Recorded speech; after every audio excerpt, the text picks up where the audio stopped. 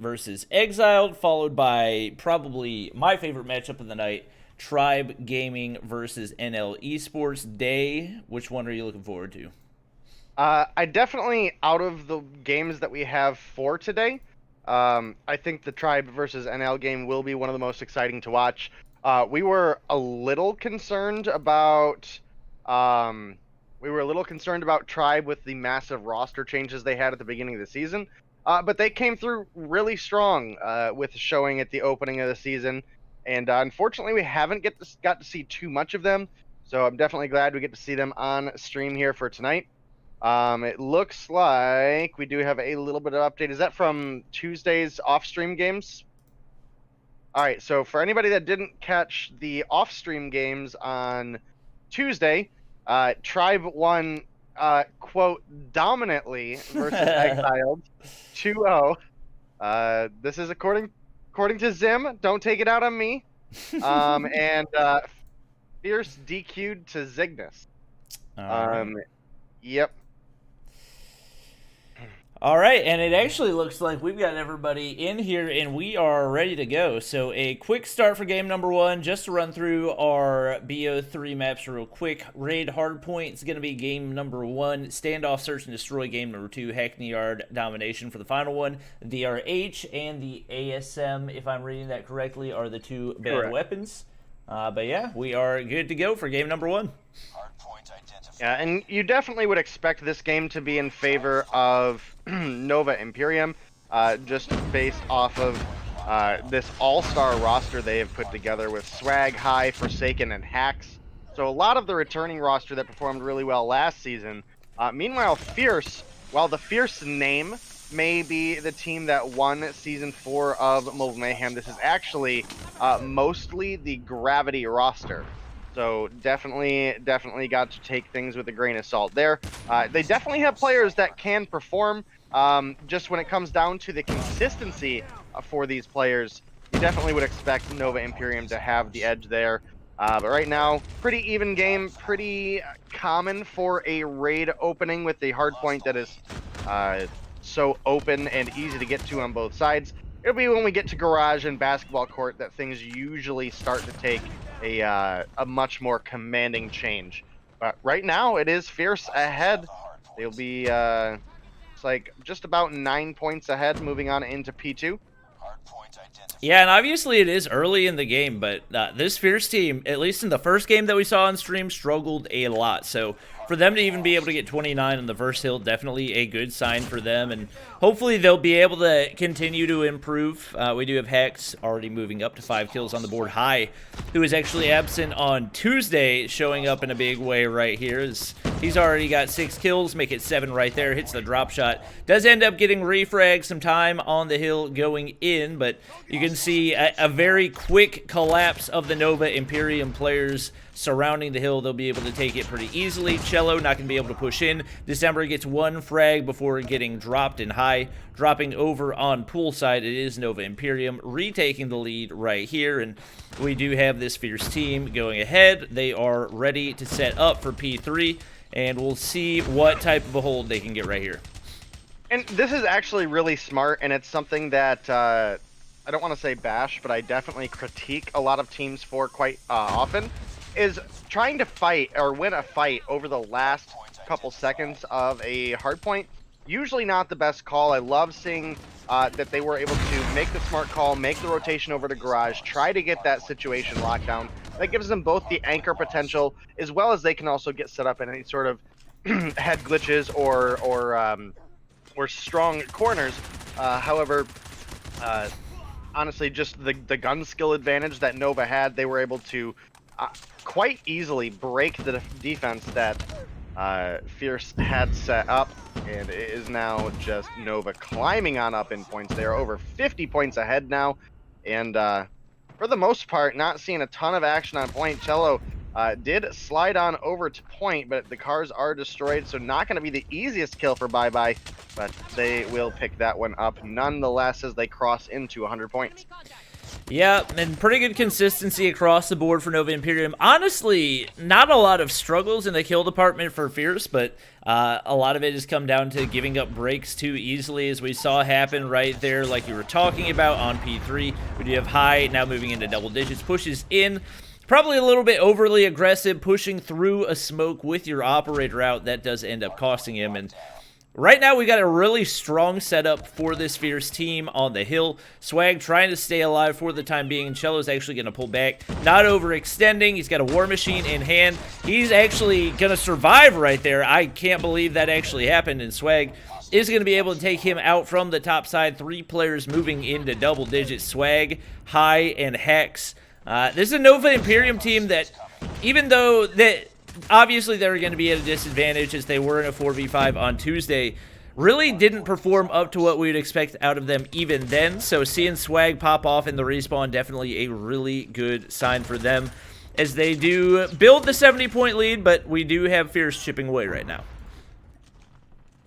Yeah, and it's a pretty sizable lead right now, but with control of basketball court currently in favor of Fierce. They will trickle their way a little bit to close the gap, but really not in a huge way for them right now.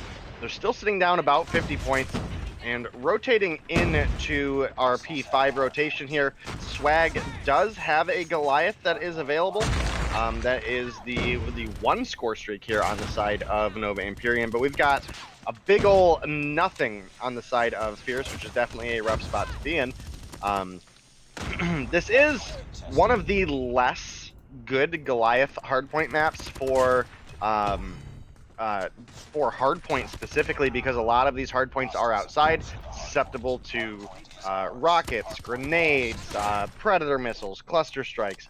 Really the only 2 points that you have any sort of protection in, which is actually where we might see the Goliath get saved for, is when you move on into kitchen and or garage. So our P2 or our P3 will have kind of that overhead protection, since you don't know if anybody on the other team has streaks. Pretty easy to grab a predator missile if you get a couple kills on hardpoint. So it's definitely smart for Swag to hang on to that one. Yep, and we do start to see the kill disparity climb as both High and Hex moving up to 18 kills. It is funny to watch the way that Hex plays with this chopper. And I'm not knocking it at all. It's probably the best way to play with an LMG like that. But pretty much he just pre-fires every angle, and his main objective is just to prevent the opposing team from rounding an angle. So you can see right here, he's going to go ahead, pre-fire. He knows he's got players pushing up ahead. He is going to get snuck up on from behind, but able to hold off 3 players for a little bit to make that hold a little bit easier. We do have the break coming in. It looks like it's actually Forsaken getting a really big 2-piece right there. 1 player for Fierce will be able to make their way through, and High and Hex both moving up above the 20 kill mark. It is going to be Fierce taking a pretty good amount of control right here, and this should set them up to make the rotation through mid. They're not going to really be able to get any type of positioning from top side, and that's definitely going to make the push that much more difficult. But we do see December and Ivan now looking to make the push in as they do try to get the break onto P2. As Swag has opted to pull out the Sparrow here, still hanging on to that Goliath, so it's very likely looking for just that extra bulkiness for garage control, especially if they're able to put themselves into win territory. And man, with a triple kill coming out of Hex's sentry turret there, that is a big opening for them to get some points. Looks like Swag is actually going to go ahead and call out the Goliath here.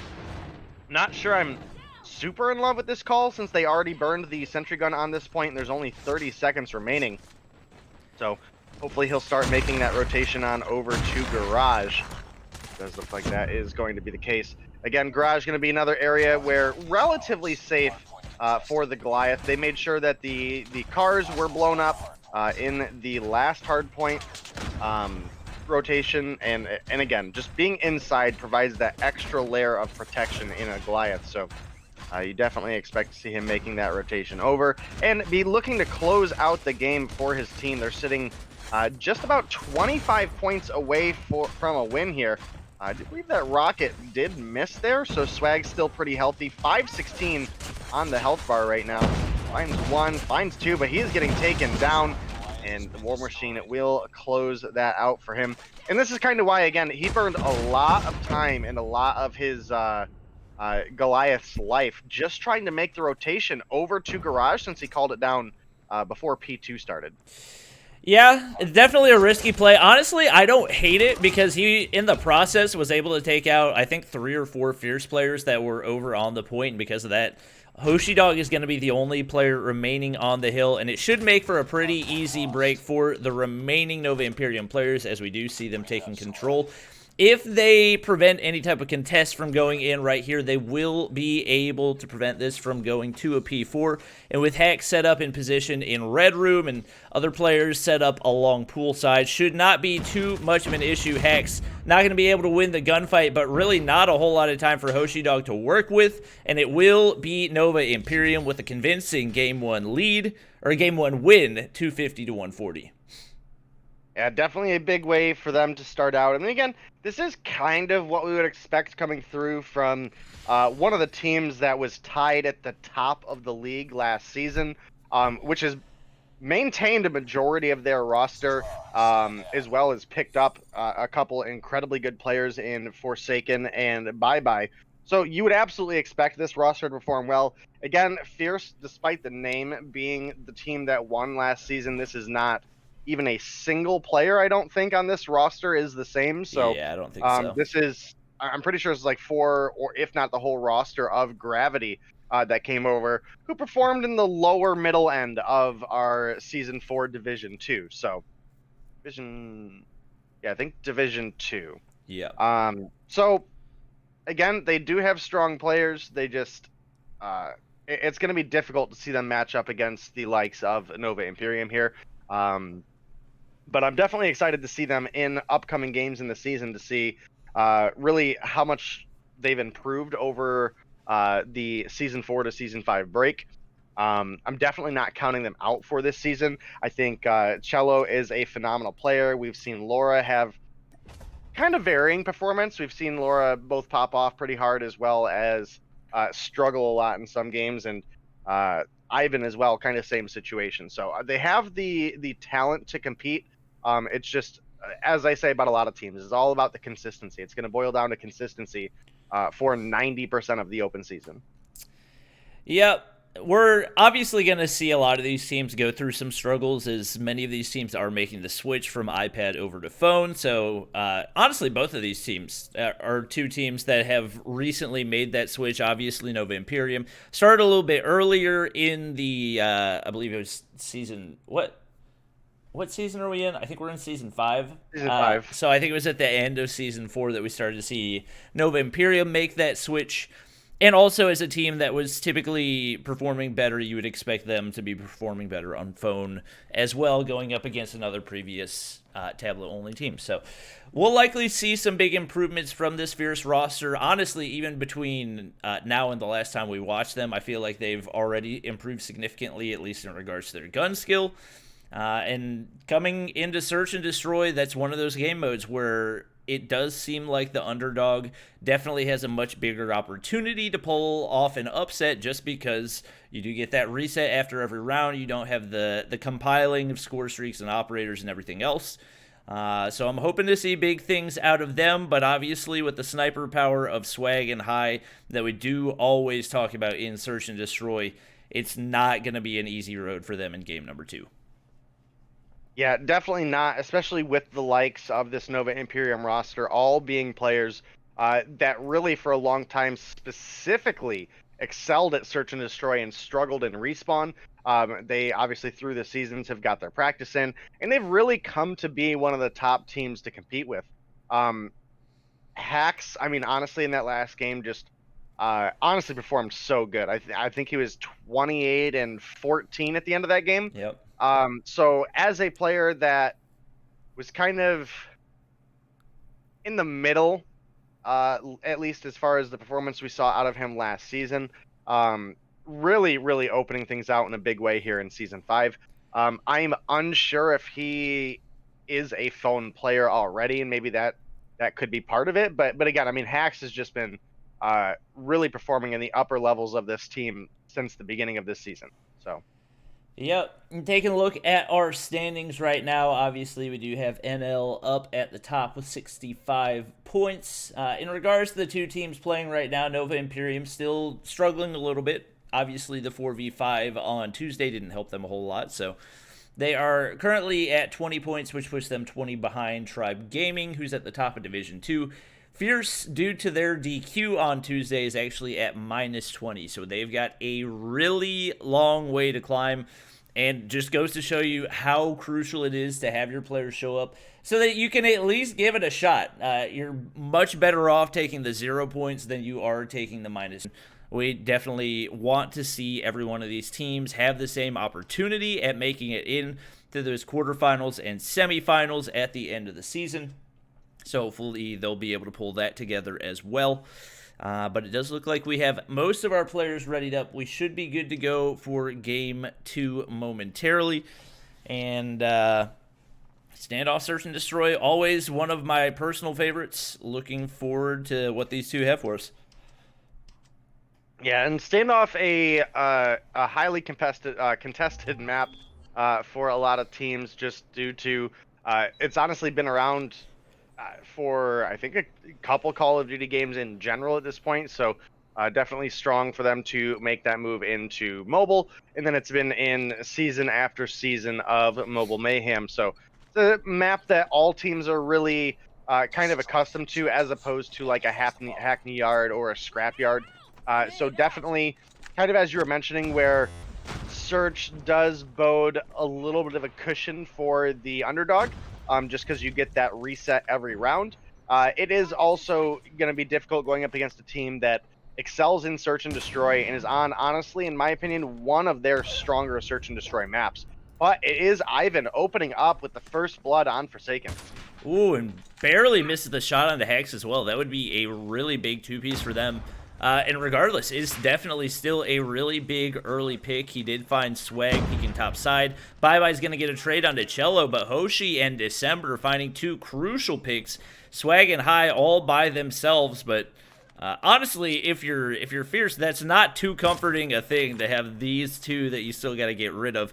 Swag's actually going to miss the shot on the crossing player in December, but High's actually going to find him. Swag missing a few shots right here. These are not shots that we typically see him miss, and maybe in need of a little bit of a warm-up right here. High been able to pick up that Man of War and trying to find the frag onto, I believe it is Hoshi Dog in the top of blue, and now they're kind of backed into a corner. He's going to pick up an AR. He said, I can't hit my sniper shots. Pull out an AR, spray him down. High gets the sniper kill, and it will be Nova Imperium taking round 1. Keep in mind that is 2 players taking out the 4 remaining for Fierce, and definitely a strong start for them. Yeah, specifically in that of 2 players taking out the 4 remaining, 3 of them going over to High. So definitely one of the reasons we saw this Nova Imperium roster struggle a little bit in the past. I mean, it was a 4 versus 5, and they did almost win the Search and Destroy. But it just, right off the back, opening up, showing why he's a consistent player at the top of the league, and why you certainly can't count him out ever in Search and Destroy. It is actually going to be Fierce finding first blood once again, as we do have Bye-Bye dropping to Cello off the start, but the bomb plant has gone in. The pressure is on for Fierce. December trying to find a frag across mid. He's got Forsaken trying to take shots. A couple kills coming in. Swag's going to find his second kill of the game, but just like that, he's going to drop to December, and actually a really strong round win for Fierce right there, as they only lose 1 player in the process and tie things up at 1-1. Yeah, big answer back for Fierce, and you know, again, it just really bodes to those opening picks. And if Ivan can grab another opening pick here, that's definitely going to be a good situation for them to be in. Even round 1 that they lost came down to the last 2 players on each side. So again, opening picks for the what we would consider to be the underdog team here. Incredibly crucial in their progress here in Search and Destroy. Ivan does it, though, once again. Finds the kill on to High, and Swag too. Ivan popping off right now. Oh my goodness! What? He's running through this. Going on? He wants the ace right now. I'm sure he's just looking for the player. He's actually going to go for the defuse right here. If I'm him, I would have told my teammates, y'all play the bomb. If I don't get it in time, like get the final kill in time, then defuse it. But man, he just ran through them right there. 4 straight kills and takes the selfless play, just goes ahead, diffuses, and it is going to be Fierce going up to a 2-1 lead. Yeah, hopefully you were able to catch that one for everybody on stream, because those were some clean... Bro!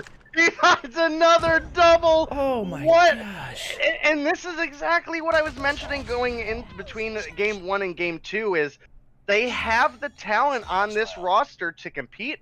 It just, they have to show up like this every time.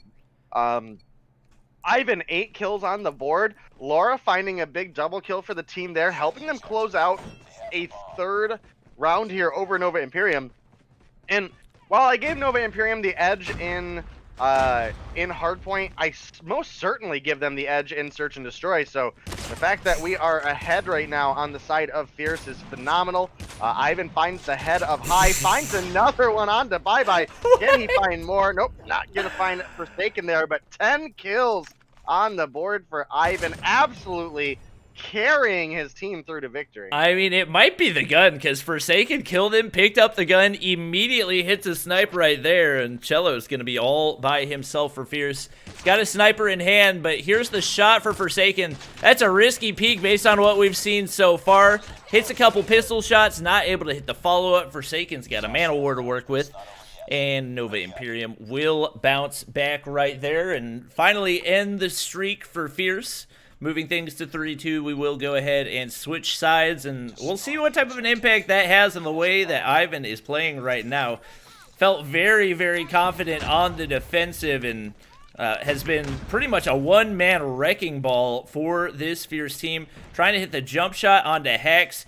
He saw the head peek through. He hits the shot over top of the head glitch. Notice Forsaken is actually on the inside of Broken. It's actually going to be High, finding the trade right there, and that opens things up a little bit for Nova Imperium as 2 players dropped off for each team. Cello gets a frag from behind. Players drop off quickly for Nova Imperium, and it's actually going to be Fierce now moving up to a 4-2 lead. Fierce are looking surprisingly dominant here, and I really would not have expected this coming into Search and Destroy.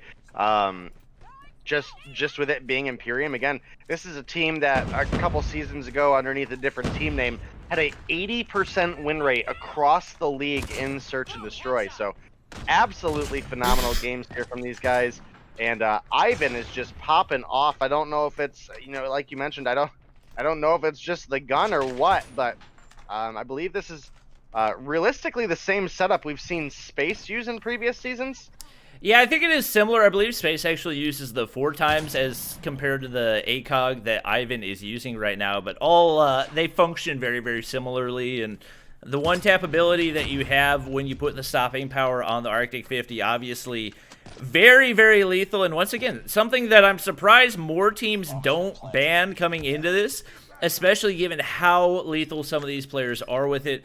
Forsaken barely going to survive right there. He's got 5 kills on the board. Ivan finds another one right there, has eyes on Forsaken, waiting for him to make the rotation right here. Only 28 seconds for him to work with, and Ivan has 15 kills through 7 rounds.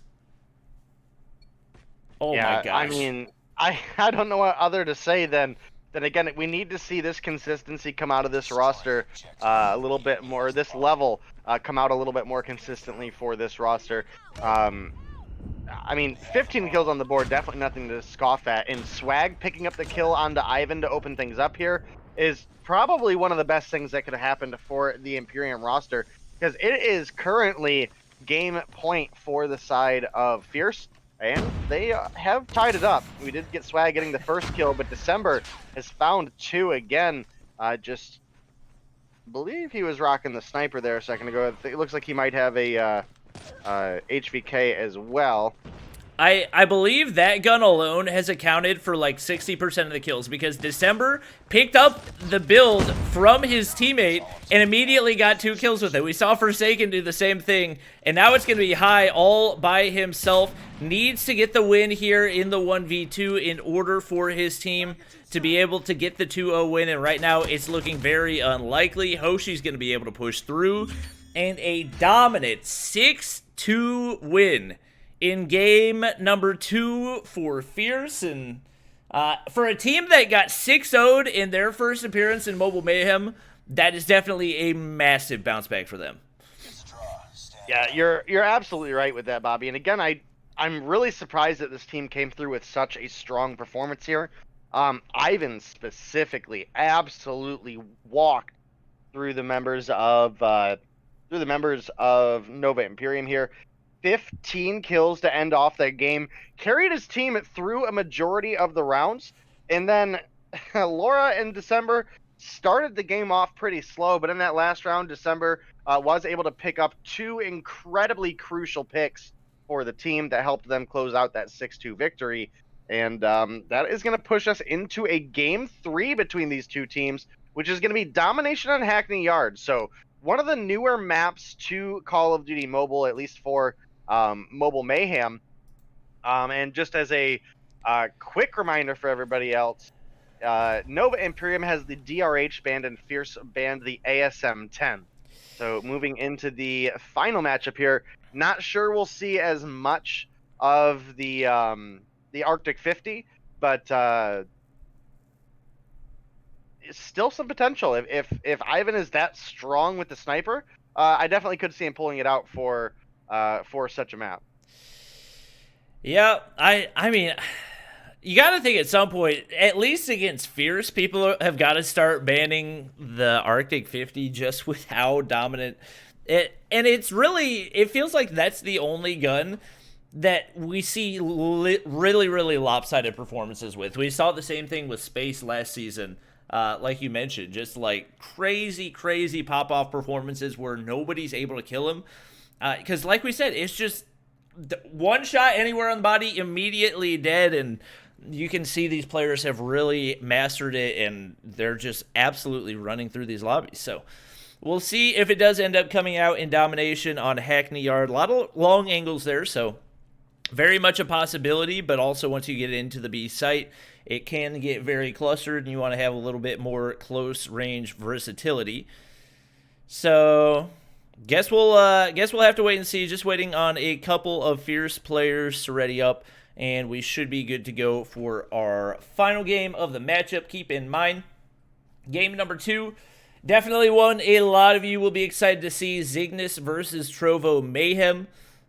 This is probably the most exciting team to watch, I would say, Trovo Mayhem, just because there are so many big names on the team, and they actually are not undefeated this season anymore. Actually lost 1-2 against NL Esports last week.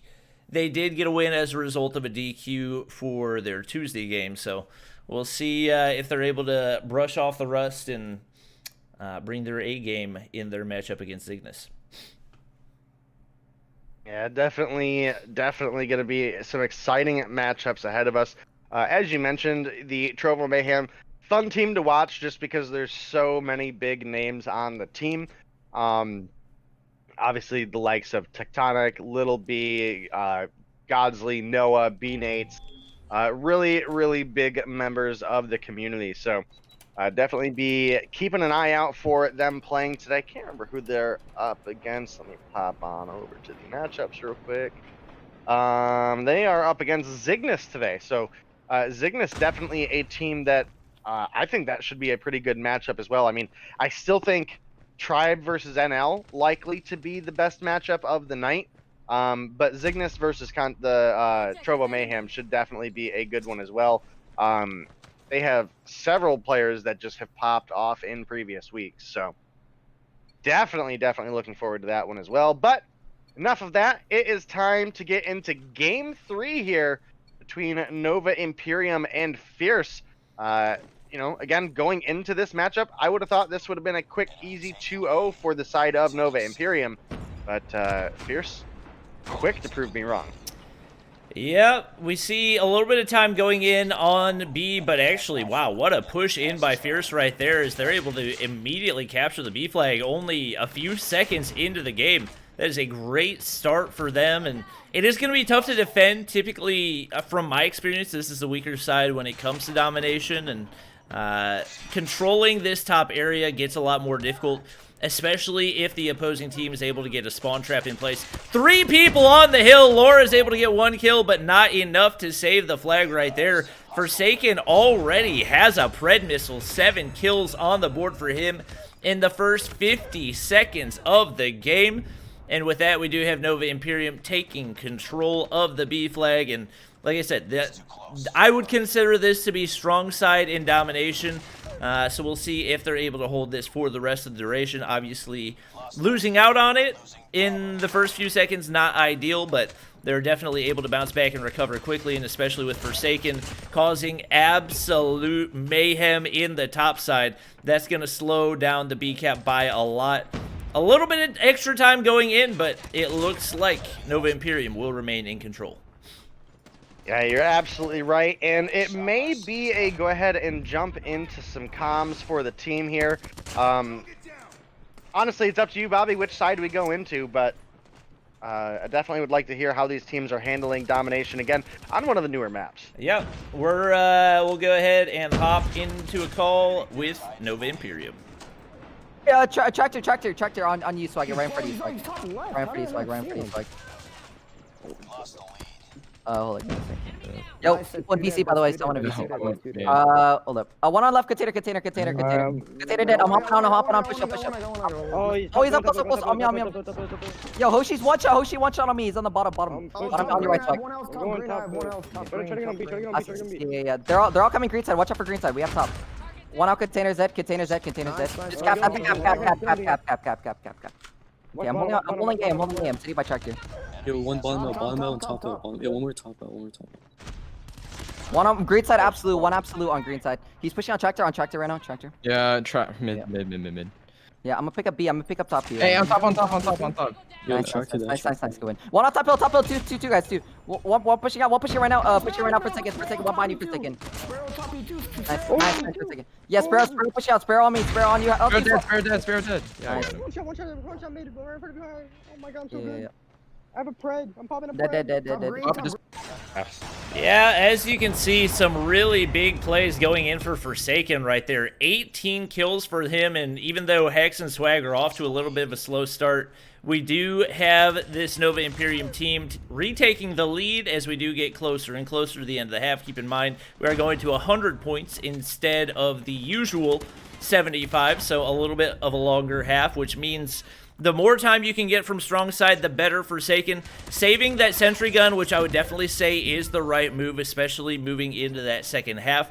We do actually have Laura with both a Pred missile and a cluster strike, so that could come in really big value. I would imagine probably going to be safe for second half, is more than likely not going to get a whole lot of value on the inside of a covered B site right here, but definitely expect to see that used come the tight start of the second half.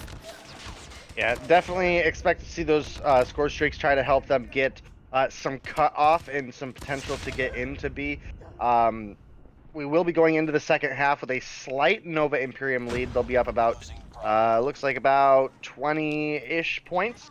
And, you know, jumping into the comms is really, really key there, especially as Nova Imperium was just about to take B. We heard some really good calls out from them, calling out people on top of boxes, and then also the all clear for a couple members to jump on and get that B side cap. So really phenomenal work out of them. 20-point lead going into the second half. But again, Fierce has put up a really phenomenal fight today. They did excellent in Search and Destroy. And honestly, the domination matchup here is so much closer than the Hardpoint matchup we saw earlier. Hoshidog absolutely had all the opportunity to win that gunfight, but unfortunately just could not find the aim, as I don't remember who it was, but somebody just had the strafe advantage over them. And does look like we have some progress for Fierce on B right now, but they just can't get in safely to go ahead and lock that one down. And they need B as soon as they possibly can here. Big kill for Ivan onto Swag, but unfortunately with the sentry gun overlooking B, he's not going to find any progress. And we're going to have Forsaken with 29 kills on the board, absolutely frying. Make it 30, keeping those members off B. And does look like he's going to go ahead and help his teammate get the B cap here. Sentry gun really putting down some good suppressing fire, not finding too many picks, but definitely putting members of the side of Fierce into positions where the rotations around B have been easy pickings for the side of Nova Imperium.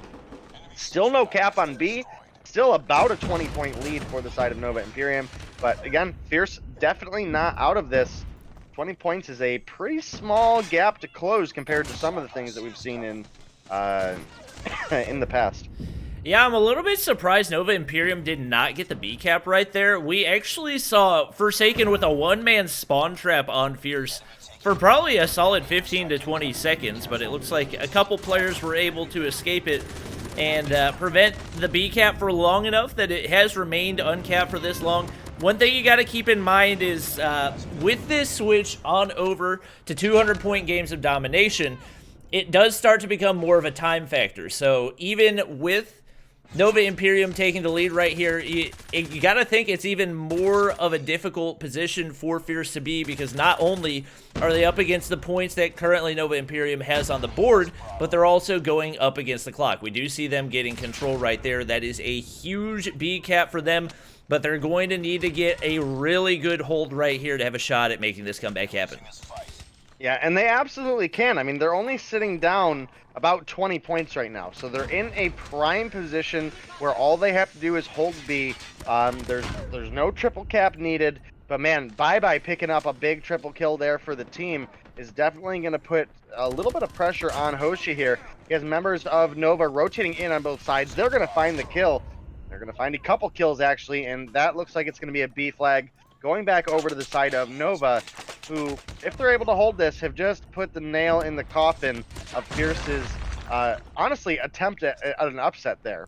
At least as far as the standings have looked and the performance of these two teams has looked. But Fierce putting up, just again, a phenomenal fight. They find the kills they need. They make the rotation in, and they get a quick B-cap back in their favor, sitting down about 17 points right now.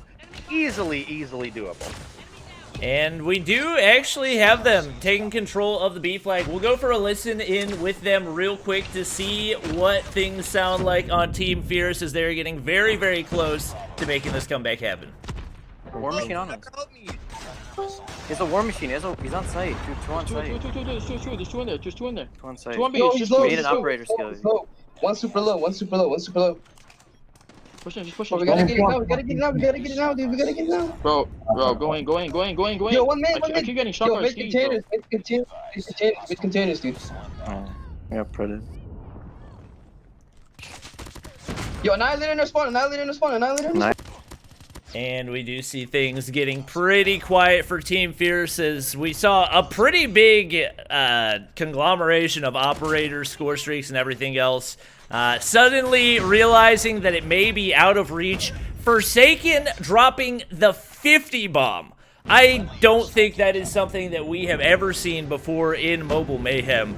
And that, to be honest, that may be the most dominant performance I have ever seen in a competitive game. Sets up the sentry gun as well. He's only going to get 16 seconds out of it, but definitely not missing out on too much right there. Finds another kill. 53 for him, 30 for Bye.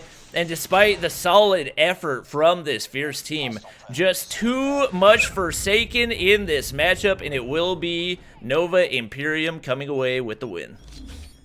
Yeah, Nova Imperium are going to pull together the win, but man, Fierce did a great job in that matchup. Laura breaking into the 30 kill mark as well. And honestly, again, they have the potential to compete here. It's just been a struggle of them finding the rotations that they need, finding the consistency for this roster is been a big problem. We see a couple players have really phenomenal performances here and there, but unfortunately we don't see players have good performances at the same time. So hopefully these guys can work around that. We obviously were able to jump into their comms a little bit there in the end, and they had good communication as far as what was going on in the spawn, why they couldn't group up at B and try to get that take. And honestly, it was they made some strong rotations throughout a large portion of that game, though. I mean, even though we saw obviously Forsaken dropping 53 kills, 30 for bye-bye, 27 for high, that was only a 22-point game. So definitely a lot of opportunity for this Fierce lineup, and we'll have to see how they're going to perform in our upcoming weeks because, I mean, realistically, again, I expected this to be a clean 2-0 victory for Nova Imperium. So for them to come through with a 6-2 win in Hardpoint, or I mean in Search and Destroy, and then push us all the way to a 194-172 loss at the end of Domination is way better than I expected this team to perform. So big kudos out to them. But honestly, Nova Imperium, they played so well in the respawn, but I'm not sure what happened to them in the Search and Destroy. That's where, again, we would give them their strong suit just based on history, and they just couldn't get it together today. Ivan happened to them in Search and Destroy. Ivan did happen to them in Search and Destroy. 15-6 in Search and Destroy is definitely nothing to scoff at. And honestly, not something that you're typically going to see a whole lot. So definitely does explain a good amount. I don't know what happened to... Oh, Days Fade... Oh, you might have closed it out. I gotta reopen it. Jump channels. Oh, yeah. Forgot about that. All right. I think it should be fixed now. And with that, it does round out game number 1. Anytime you got game number 1 that's going to be that exciting, always a really good sign for the rest of the games of the night. Obviously excited to watch Trovo Mayhem returning, and Chad is just now reacting to the 53 bomb for Forsaken right there. For a player that has just recently switched from tablet to phone, well, so he only played on tablet for like 2.5 months. True. That was part of the interview the other day. So he is a pre-existing phone player. Yeah. So we can't give him the same crutch we give a lot of players, because there's a lot of players that have been playing COD Mobile for a year now on tablet. So that's definitely gonna be a much more difficult switch for some of those players. Yep. And yeah, Nova Imperium looking very strong despite a little bit of a slow start. Hopefully able to get their team get their team together and avoid any more DQs. That will definitely help them in the standings, as well as taking a look right here. We do see them moving up another 10 points. That will tie them with Zygnus in Strike Zone. We are going to have Zygnus in our next matchup, going up against Trovo Mayhem. Taking a look at the best of 3 picks right here. We are going to have Standoff Hardpoint for game number 1. As far as the bans, Trovo Mayhem banning Domination on Hackney Yard, Zygnus banning Search and Destroy on Crossfire. Game number 2 is going to be Raid, Search and Destroy. And if we go to it, we will have Firing Range Domination for game number 3. As far as the bans, the DRH and the ASM-10 being the banned guns, nothing too surprising to see there. We'll probably see a pretty consistent rotation of bans on the ASM-10, the DRH, and the Man-O-War, as those are the existing 3-shot ARs in the game, and definitely considered to be the top 3 guns. Obviously, the NA-45 is banned from all play, but outside of that, we're seeing lots of changes. The Arctic 50 obviously going to continue to be a force to be reckoned with, and interested to see if we do start to see a ban on that in the future, especially against some of these teams that do become heavily dependent on it, like we saw, especially in Search and Destroy for that Fierce roster. Yeah, definitely, and it's certainly a difficult meta to try to effectively ban out weapons at this point, because honestly, this is one of the more balanced seasons, in my opinion at least, that we've seen. Obviously, the ASM-10, a pretty consistent gun, so that is something that we have to Okay, never mind. Zim's trolling me. Okay. ASM 10 is a consistent weapon, so we'll probably see that banned for a large point of this part of the season. But I mean, right after you bounce out of the ASM 10, I mean, realistically, the HVK, the DRH, the Man of War, all really, really strong and versatile ARs right now. So, shy of the ASM 10, we'll likely see, at least I would think in the future, a lot of the Arctic 50 banned, specifically against certain teams, like Fierce, would be one. Potentially the content creator team, Trovo Mayhem as well. So obviously Little B, a player that we've seen use the Arctic 50 quite a bit in the past as well. And I'm actually kind of surprised we haven't seen any chopper bans. It's a consistently used weapon on a lot of these teams, and really, really strong for Respawn as well. Yeah, the chopper did get a pretty significant nerf last season, so we haven't seen it used quite as much ever Still since that strong, happened. though. And have we seen it used outside of just Hex using it in Game 1 today? Yeah. Who? I'm trying to remember. We definitely saw some chopper for Scrapyard pretty consistently. Oh yeah, for the wallbang purposes, but I feel like outside of Scrapyard, it's been pretty scarce for the most part. I would definitely say that could be fair. Yeah. That could be fair. The HVK definitely. I mean, like you said, it's tough to ban when you've got 4 really, really strong ARs between. Didn't even mention the HVK because it's not a technically not a 3-tap, but with the rate of fire that it has, it still kills as fast as those 3-tap ARs, and also has pretty low recoil, and it's just consistent. It's just consistent. So you pick it up and you know what to expect out of it every time. So yeah. The other one that we definitely need to be on the lookout for is the introduction of the FAMAS. Not one that we have banned in any of our matchups today, but excuse me.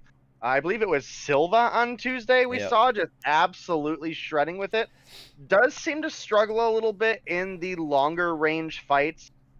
Recoil not the most optimal, but in the close range matchups, it's almost like a reverse Peacekeeper, right? Like so the Peacekeeper is a submachine gun technically that functions like a mid-range AR. And the FAMAS, or what is it, the FR556? Yep. Is an AR, but almost functions more like a submachine gun. Really, really strong at the in the close matchups. Yep. B, I believe we did get the logo moved down already. Yeah, we did. Yeah, I've tested the FAMAS out a good bit. It's very unique. It has a kind of high rate of fire for an AR, and at the same time, it's never going to outgun any of those 3-tap ARs. So it's really in the mid-range that one really shines. So we could potentially see that. Hardpoint Standoff is definitely a map where it could get a lot of use. It's unlikely that we would see it in Search and Destroy just because that does come so much down to 1v1 gunfights. And you do want the fastest time to kill when it comes to that, which is why we do see so many snipers in play for that as well. But let's see. Game number 3 is going to be Firing Range Domination, so another map where it definitely could be viable, just because there are so many mid-range angles that you could potentially work with. So we are working on getting our teams loaded in before we hop into game number 2. As far as the content creator team so far, we've already got Tectonic, Little B, and Noah loaded in, so definitely a lethal lineup. And whoever accompanies them, I'm sure, should be able to round out a very, very solid team for them. This is going to be one of the more, not inconsistent teams, but we'll see a lot more regular rotation of players just because they do want to have opportunities for all of the content creators to play. And so because of that, we'll pretty regularly see different players subbing in and out. Definitely going to be an exciting matchup, though, and I do think this should be a pretty good one. Bear, one of the players that we saw in previous weeks, just absolutely shredding people left and right. So we'll have to see if he's able to come through with a strong performance here as well. Having Tectonic and Lil B in for the Trovo Mayhem, obviously a really, really strong first couple players coming for the team. Noah as well. I mean, honestly, Noah and Godsley, I've been super impressed by. Yes, I understand that they're playing on iPad, so they have that like slight advantage. But for them to come in here and being able to compete so strong with the pros has just been a really nice thing to see in general. So, also reminder, chat, we do have another Trovo content creator showdown happening tomorrow. So it is going to be Team Bobby versus Team Noah. I'm going to go ahead and tell you guys ahead of time, I called dibs on first overall pick, and we are doing a live draft, so I'm just going to go ahead and get that out of the way so Noah doesn't try to argue with me. I think everybody in the chat would say yup in agreeing that Noah is better than me at this game, and therefore I am deserving of the #1 overall pick. So, getting that out of the way, we do have Vay getting loaded in. We also have the 113-person raid from Aerith. We appreciate that. If we could get some raid hype in chat, normal with the 5.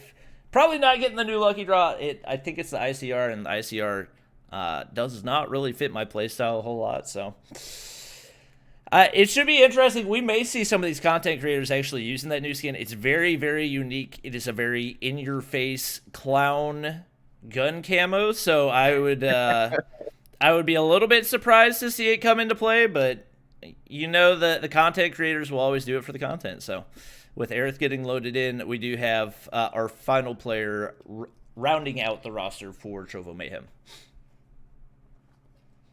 Yep, and hopefully we'll be able to get ourselves into the game here pretty soon, because this is one of the matchups I was super excited for here tonight. This and the NL matchup, who NL is facing off against Tribe in our 4th game, so make sure you guys stick around for that. But honestly, for match 1, I mean, again, Nova Imperium versus Fierce was honestly just something I expected Imperium to win, and Fierce came through so incredibly strong. So really, really excited to see them in our upcoming matchups next week as we move into week 4. But we have some good matchups ahead of you here tonight. We do have Exiled on stream here tonight as well, and they're one that we haven't really got a chance to see yet. I actually believe they've been almost entirely off stream. I think we saw. I think we might have seen them the first night. The second night. So outside Tuesday of the 19th, they were in one of our one of our Trovo Mayhem matchups. So one of the extra matchups. Oh yeah, that's right. That's right. But other than that, they've been off stream every week. So I'm glad that we've got them on stream here for you guys here today. They've definitely, and again, a lot of this will boil down to the fact that we haven't seen them enough on stream. Definitely don't have quite the roster they once had, at least in my opinion. Now, they do have some really strong members of the team still here, between Dare, Silo, and Lethal, as well as I think we saw Vibin do pretty well marginally. I mean, again, I think they had a really tough matchup, but we'll have to see what they're able to pull together here today. But we're into game 1 of Trovo Mayhem up against Zygnus. And again, Zygnus been a strong team so far, and definitely want to keep my eye on Bear here, because I believe, if I remember correctly, him and Loyal both dropped consistently 30 kills in respawn before, so. Yeah, we got Noah flying through into the hardpoint. He does get the first kill for Trovo Mayhem. Aerith finding one with the Arctic 50 as well. I know she has been loving the Arctic 50 ACOG, which we saw as a really dominant force, especially in our first search and destroy of the day. And Noah with 3 kills off the start. Definitely a strong start for him. We actually see Adapt over on Zygnus. If I'm not mistaken, I believe Adapt, formerly known as Clashy. It could be a different Adapt, but if I had to guess, that's probably the same player. Switched names a few times, but has been in and out of the competitive scene for a long time, and definitely one of the more well-known players. He's going to be able to take out Little B on the backside. And it is going to be Trovo Mayhem with a really strong start right here. Aerith and Noah both with 4 kills on the board, and they have already set up perfectly for P2 as well. And it does look like our admins have confirmed for you, Bobby, that that is Clashy, so definitely glad to see him playing here again with a strong lineup.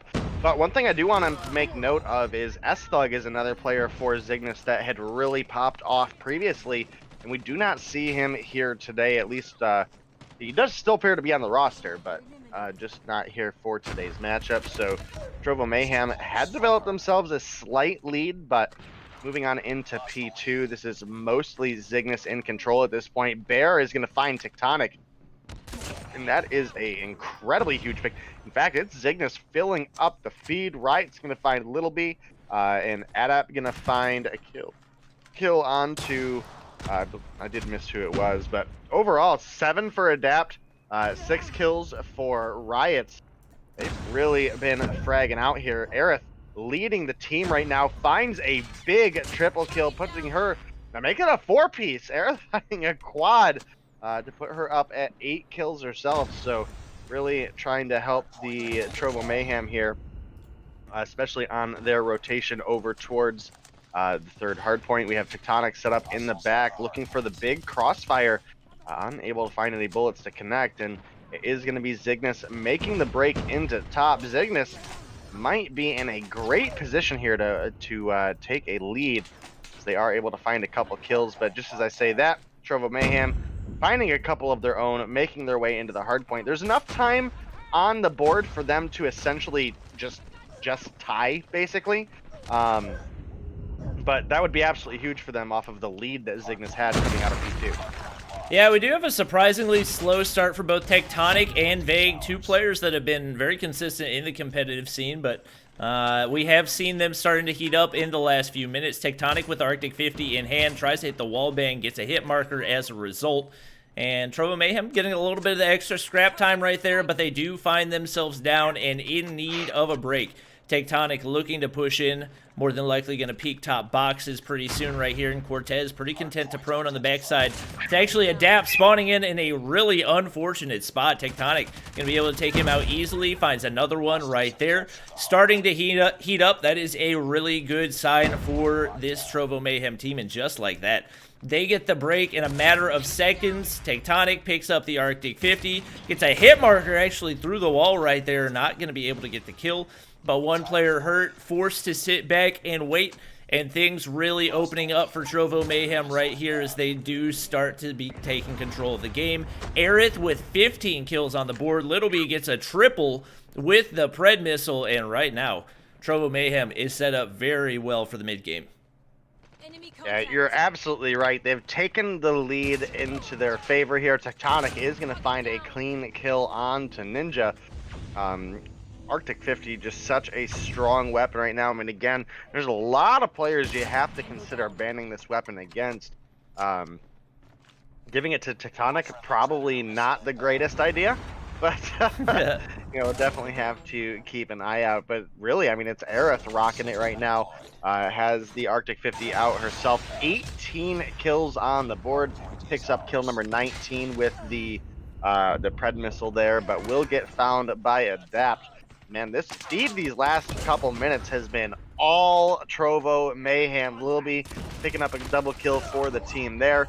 And what was a 50 or 60 point lead for the side of Zygnus has very, very quickly flipped into a 60 point lead for the side of the Trovo Mayhem. And man, I don't know if you were spectating it, but those were some beautiful quick scopes coming out of Aerith there. And that is going to be a Goliath for her. Going to be set up in a great position with 21 points on the board. And a lot of these hard points coming up here, specifically looking at the rotation over to P2 and P3, as well as, you know, even going into P4, are incredibly strong map control for a Goliath. You have buildings that have indoor, whether it be, you know, here for P2, where you have the upper level, as well as hard corners that are hard to get rockets or grenades into safely. You know, going into P3 as well, there's a lot of opportunity with it being upstairs, where you can avoid a lot score streaks, grenades, direct shots of rocket launchers. So big tool that the Trovo Mayhem can use if they're able to get it out safely. Yeah, and things have gone sideways for Zygnus very, very quickly. They've just not been able to find kills right now, and I don't know if it's Trovo Mayhem starting to heat up or they've just lost their rhythm, but Aerith definitely playing a really big role in that 23 kills for her, and her quickscopes have been perfectly on point so far, really ever since the beginning of the game. 23 kills on the board. She's got a Goliath to work with. Sentry gun's gone. She's going to hit another one there on to Bear. And you can see right now Zygnus trying to set up for P3, but they're just not getting a whole lot of mercy. She's going to hop into the hill. Won't be able to win the gunfight. With Ninja and Bear both still in single digits, it's going to be really, really tough for Zygnus to be able to muster something right here. They're going to need a really good string of hard points to make something happen. You can see Ninja pulling out the Arctic 50, and we do have Vague now pushing on the backside, trying to make the push in. He does take out Adapt, and he's going to spot Ninja from the top side. Able to hold down the hard point for the time being, but they've still got to hold for a lot longer, and they are currently being swarmed by Trovo Mayhem. We'll see if they're going to be able to pull it out as they do maintain it for the time being.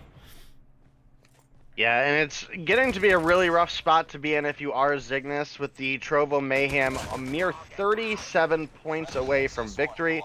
They have a little cushion where they can stay late on a hold to get some points, but they definitely have to be very cautious on how much cushion points they're able to give at the beginning of a hard point over to the side of the Trovo Mayhem. If you aren't able to make that rotation over in time, giving away 10 or 15 points could be absolutely devastating in such a potentially close game. I mean, it's only about a 60-point difference between these two teams right now, which is a single hard point. So definitely something to keep in mind. We've got Tectonic in a Goliath set up on P4, and this might just be what closes things out. We do have Cortez picking up a kill on Vague, but Noah and Little B answer back incredibly quickly, and with only 20 points to go, this is definitely starting to look like a Trovo Mayhem win, especially as Noah is able to pick up the big double kill there. Yeah, that was their one shot. The player that Noah just dropped had a Tempest in hand. Were they to be able to get the push in with the Tempest, might have been able to destroy the Goliath, but as you can see, he's currently chilling by himself on the inside of the hardpoint. Yep, and that's going to be a really big turnaround for Trovo Mayhem. It looked like they were in trouble in the beginning of that game, but big plays toward the end for both Aerith and Little B, and they will get the win in game number 1. 155 to 250, and as you can see, a 28-13 performance for Aerith. Not a bad start to the day. Yeah, Lil B coming through with a 26-18 as well, but it was Noah, for the most part, who really locked down a lot of that hardpoint time. Only 16-11, but still went 5 positive with nearly 3 minutes on the hill is absolutely exceptional. Ninja on the opposition for Zygnus, 8-19, minute 41 on the board. So as far as the OBJ player, not quite the performance that Noah was able to pull out. But again, I think one of the big hindrances for Zygnus here is not having S-Thug on your initial roster. I mean, obviously, you know, it could be anything at this point. I mean, you know, maybe he can't make it here today. But he was one of the key players in them winning a couple of their previous matchups. So you definitely would expect and like to see a little bit more out of him this season. But Trovo Mayhem going to start us off with a 1-0 lead. Yeah, definitely a good effort out of Riot's. Going 21-18 against the roster that he was going up against is no small feat. So we'll see if they can bounce back. The one thing that we've said before is the mode where we really expect for this Trovo Mayhem team to consistently struggle is going to be Search and Destroy, just because it is so tactical and requires so much practice with your whole team together.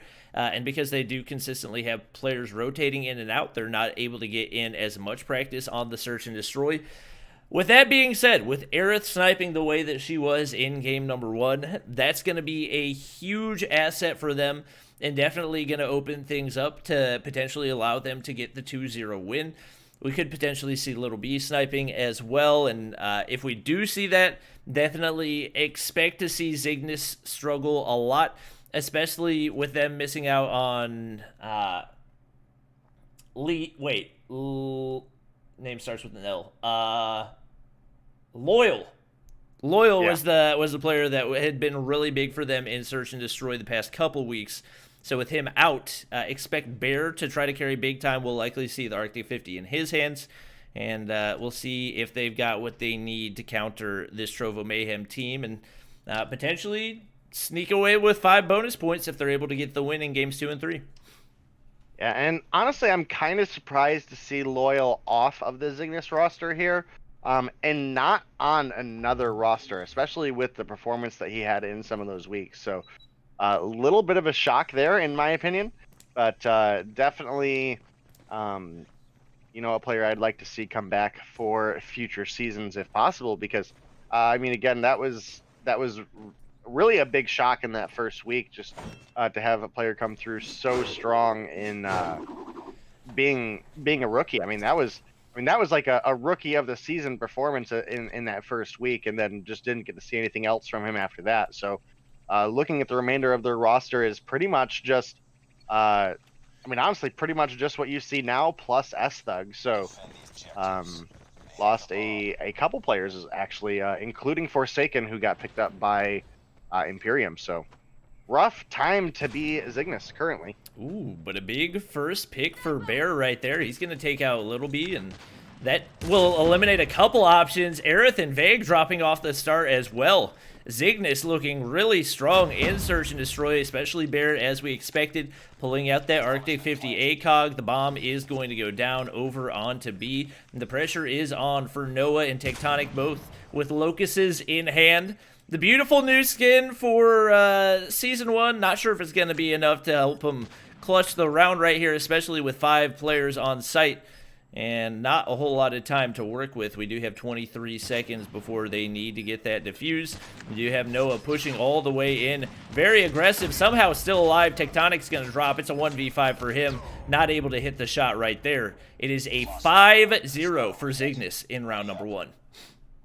Yeah, and that's a big answer back for Zygnus. And again, what had looked like a pretty a pretty close matchup. I mean, again, they were one good hold away from tying that game up for a while there, but unable to find the progress.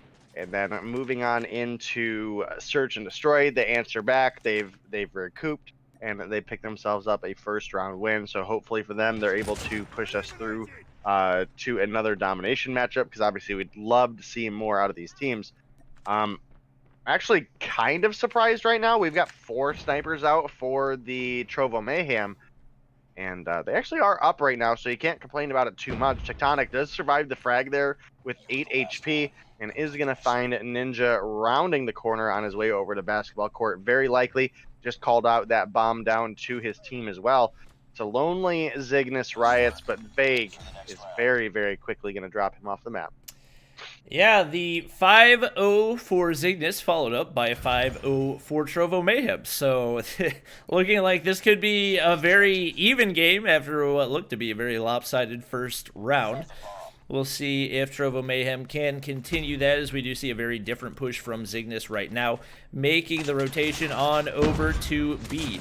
We do have Ninja landing the shot onto Vague. Riot's taking out Noah. A one-man advantage for Trovo Mayhem, as we had an absolute clash off the start of that round. Riot's looking to find a pick with that Arctic 50 in hand, and we do actually now see them making that counter rotation on over to the A site. Little B is waiting up top by Bank Room and has eyes on Modern, doesn't actually scope in right there. That's actually going to allow the 2 snipers for Zygnus to get into place and could allow them to make a push if they're able to get a pick right here. Ninja looking across mid, not going to spot anybody right here. Riot's not able to find anyone either. And with Aerith, Tectonic, and Little B, we got 5 snipers in play right now. So At some point, we're going to see some snipes happen, and it's going to come from Aerith. Finds her first frag of the game. Riots will drop. It's going to be Ninja all by himself. Needs to make some big plays happen. Aerith is going to spot him as he makes that rotation into mid. And Little B waiting for him inside kitchen. It will be Trovo Mayhem taking round number 2 to go up 2-1. It's actually been a little bit since we saw the Locust in play, at least, I mean, honestly, it's been a couple seasons. The Locust, once upon a time, the strongest sniper rifle in COD Mobile, and that has very drastically changed as Noah opened things up with a giant frag, literally, onto Adapt, but it does look like Bear and Cortez going to pick up a couple kills for the team, making it a 1-for-2 trade, but Noah finds the kill onto Riot, tying his team up. 3 kills on the board to tie all players in Vague, Lil B, and Bear. And now it's a lonely Cortez as the Trovo Mayhem find a couple more kills for themselves and are looking to potentially pick up a 3rd round victory here for their team. Yeah, Trovo Mayhem have had some really well-timed grenades, so say what you want about the advantage of iPad, but at the end of the day, if you're getting nade kills, that comes down to predictive skills and the ability to know where the opposing team is. That is going to leave Cortez all by himself. Tectonic on the bottom angle, and as I say it, gets the nade kill onto Cortez, and that will be 3 rounds in a row going on over to Trovo Mayhem. Every single player on the team has 3 kills right now. If you want to talk about consistency, you will not find many better examples than that. Yeah, definitely a great start for the Trovo Mayhem, looking to close things out in a 2-0 victory. Lil B and Tectonic both finding a nade kill to start off round 5 here is a big opening for the side of the Trovo Mayhem. Ninja does find Aerith, but Vague and Lil B answer back immediately. It's once again Cortez alone, and Lil B is going to find that kill as well. That's 4 on the board against what was, again, a great bounce back from the side of Zygnus to win round 1. Yep, that was a really big round for Little B. 3 kills on the board for him, and honestly, Trovo Mayhem at this point might as well see if they can just win the entire game with only grenades. What a shot by Little B! The wall bang over top of a head glitch? I don't even have words for what I just saw. That was one of the most filthy shots that I have seen in competitive COD Mobile. And maybe that was a spectator glitch, but I'm pretty sure that was a wall bang over top of the bomb head glitch. The bomb is going to go down over onto A, and the pressure is on for Zygnus. Little B wants to find another wall bang right here. Bear, absolutely terrified on the back side of the statue right there. He's going to drop off. Little B with 8 kills on the board. He's got 2 this round, wants to make it 3, misses the shot onto Cortez, very nearly hits the follow-up. And right now, Zygnus just scrambling to try to find something. He finds the frag onto Vague, but it's going to be Cortez all by himself to close it out. Tectonic's going to land the shot, and it will be Trovo Mayhem 1 round away from closing this out in a 2-0 win. Yeah, it's in a great position for Trovo Mayhem to close things out in a 2-0 victory.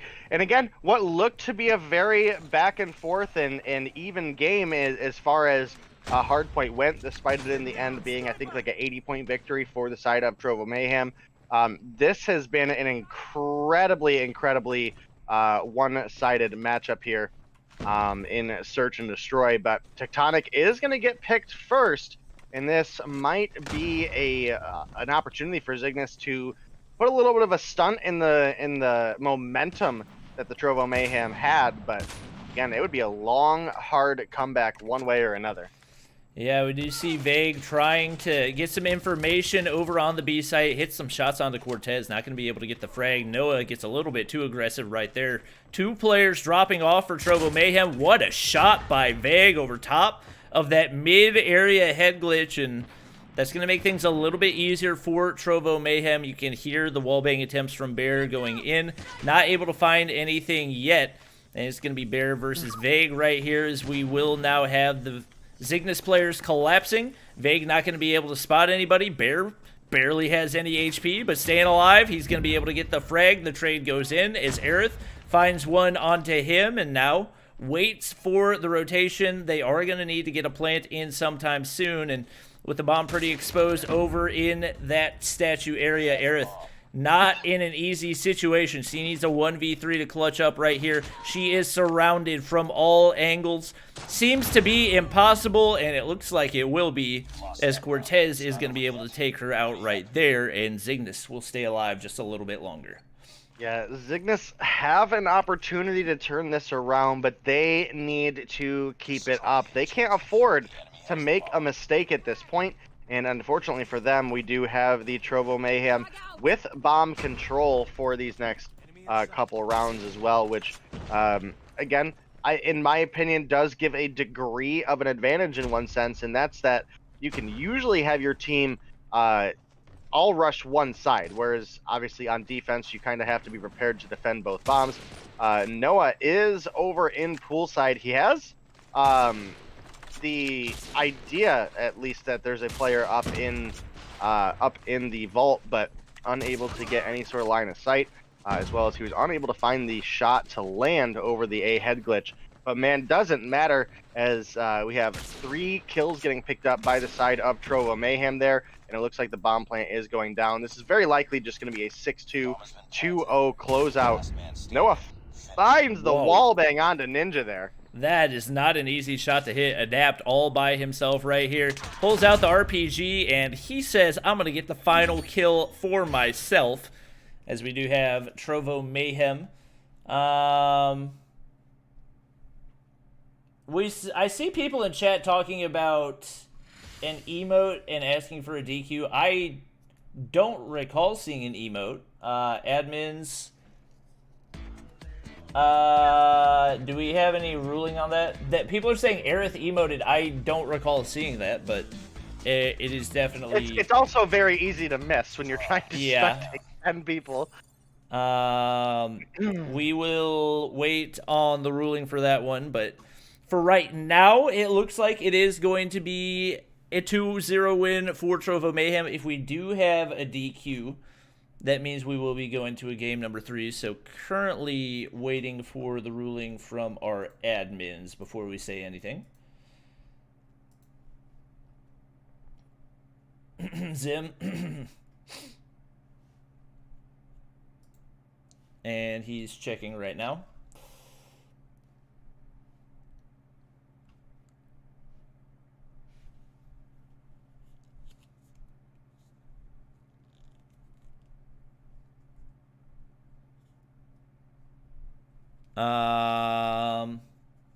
Yep, just waiting. Yeah, I was gonna say I don't really know what to do until we have that, because obviously that makes a difference here on if this is a 2-0 or if we go to a game 3. So, kind of an important one to have here. Yeah. We do see all of Trovo Mayhem still in the lobby, so if I had to guess, more than likely that means we will be playing another game. Everybody is readied up and joining back for Cygnus right there.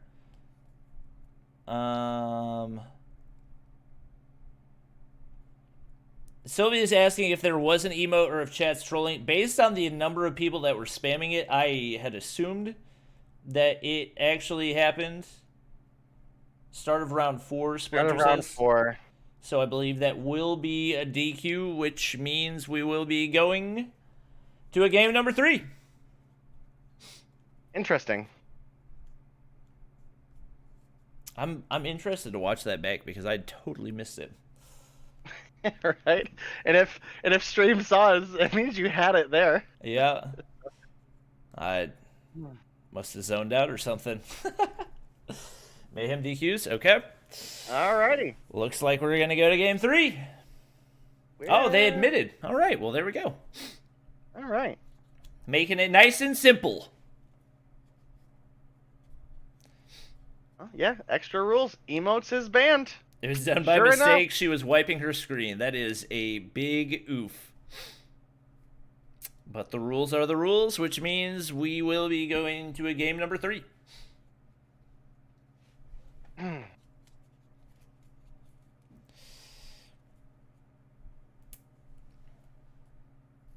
I mean, think so, Splinter?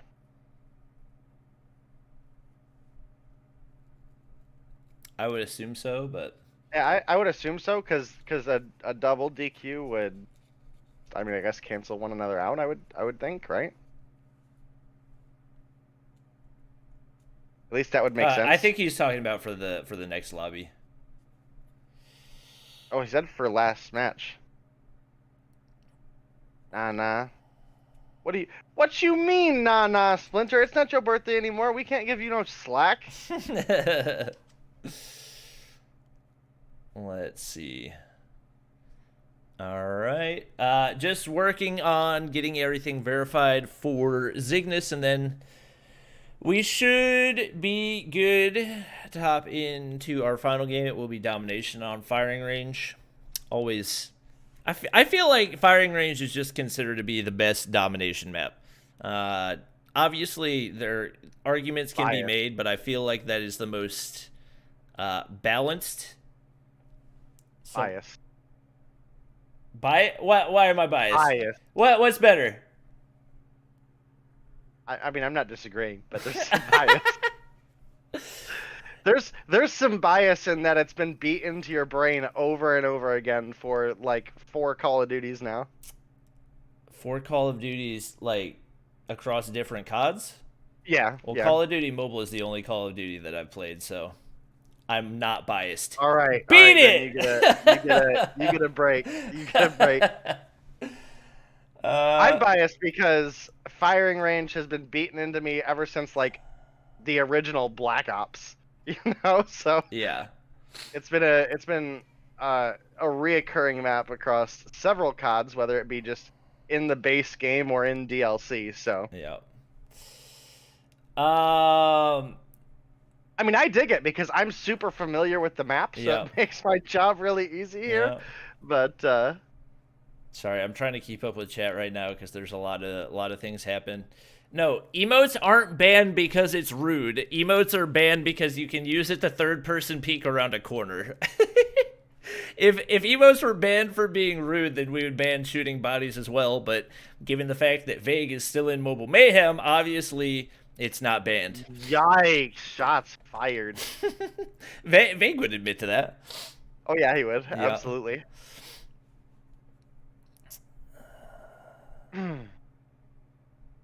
All right, waiting on screenshot verification, and we should be good. We still have plenty more fantastic matchups coming at you guys, so make sure not to go anywhere. 11T versus Exiled, and my personal favorite matchup of the night is going to be Tribe Gaming versus NL Esports for the final game. 2 of the top teams that have consistently battled it out time and time again in Mobile Mayhem, and even though Tribe Gaming has a very different roster this season, they have shown they still got what it takes to be at the top, and we'll see if they can dethrone NL Esports, who has been pretty dominant so far, even taking out Trovo Mayhem. I believe they got themselves some bonus points even that week. Yeah. Or that day. And oh, I think we're replaying the map because it was a double DQ because one of the Zygnus players did not get the screenshot that they needed to take. That's what I was talking about, the double DQ, and then Splinter was like, nah.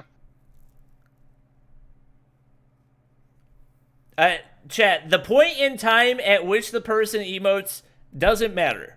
That emoting is banned. Like, that's the rule. That's the reason there's a DQ. It doesn't matter what the purpose of the emote is. That's the way that it goes, and it works out for you guys because you get to see them play it again. Yeah, there you go. Easy. Oh, good. Chat's saying apparently the Mythic Peacekeeper has a bug where if you die to it, like if somebody else has it and you die to it, it cuts out all your game audio, and I'm being told that the ICR has the same thing, so that'll be fun to play against.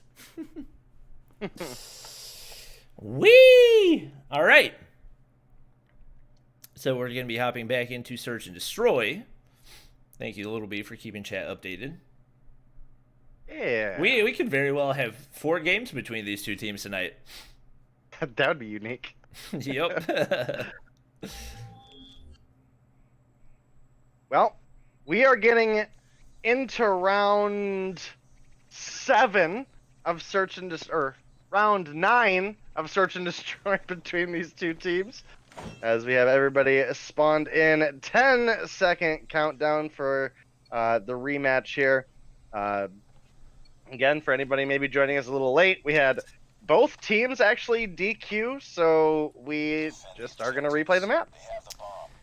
Yep, and we once again have Tectonic going to be holding that poolside angle with the sniper in hand.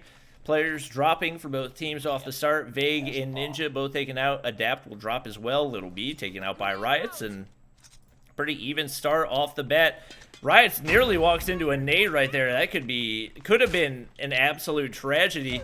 He's not going to be able to hit the shot onto Tectonic, and it's now going to be a 2v2 to close out round number 1. Tectonic. 3v2. 3. Oh, yeah, we do have 3 players alive for TROVO Mayhem, and with Aerith taking out Bear. That's going to make it a 3v1. Cortez seems to always be the last man standing. Noah shooting bodies right now. I'm not really sure exactly why, and I believe Cortez may have disconnected right there. It will be TROVO Mayhem taking round 1. And round 1 goes to TROVO Mayhem. They picked themselves up 5 kills. We did have Riots and Cortez each able to pick up a kill in that last round, but obviously not enough for them to pull through the win. We did see a lot of oh, that's a weird spectator glitch on Noah, right? what on earth is going on here? But one kind of hindrance here is we saw Noah actually pick up pretty consistently. Had some spawn nades in the last round, so definitely going to play a little bit of a hindrance for him here in the surprise game, as you very likely would expect many players of Zygnus to know where, for the most part, those nades are going to be coming from. Bear is able to find a double kill onto Noah, and I missed who the first was because of the glitch that I had, but it's going to be Lil B and Tectonic versus Riots and Bear. Ninja did get dropped by Tectonic, and it's going to be a 2 versus 2. Does look like we have bomb planted, I think. Yeah, bomb is planted today. Bear actually finds a big kill onto Tectonic. Lil B finds Riots. It's now a 1 versus 1. Bear, I believe, has the angle that he can pretty much wait out the clock. Lil B is exposed completely with where this bomb is. So Bear doing as much as he can. Oh, who's gonna find the kill? Ooh, Little B hits the no-scope, follows it up with the pistol. I think he got back to the bomb in time, and he does end up getting the defuse right there. Very fortunate to land that no-scope, and TROVO Mayhem will go up 2-0 off the start. That was a impressive clutch for Lil B there, putting 4 kills up on the board.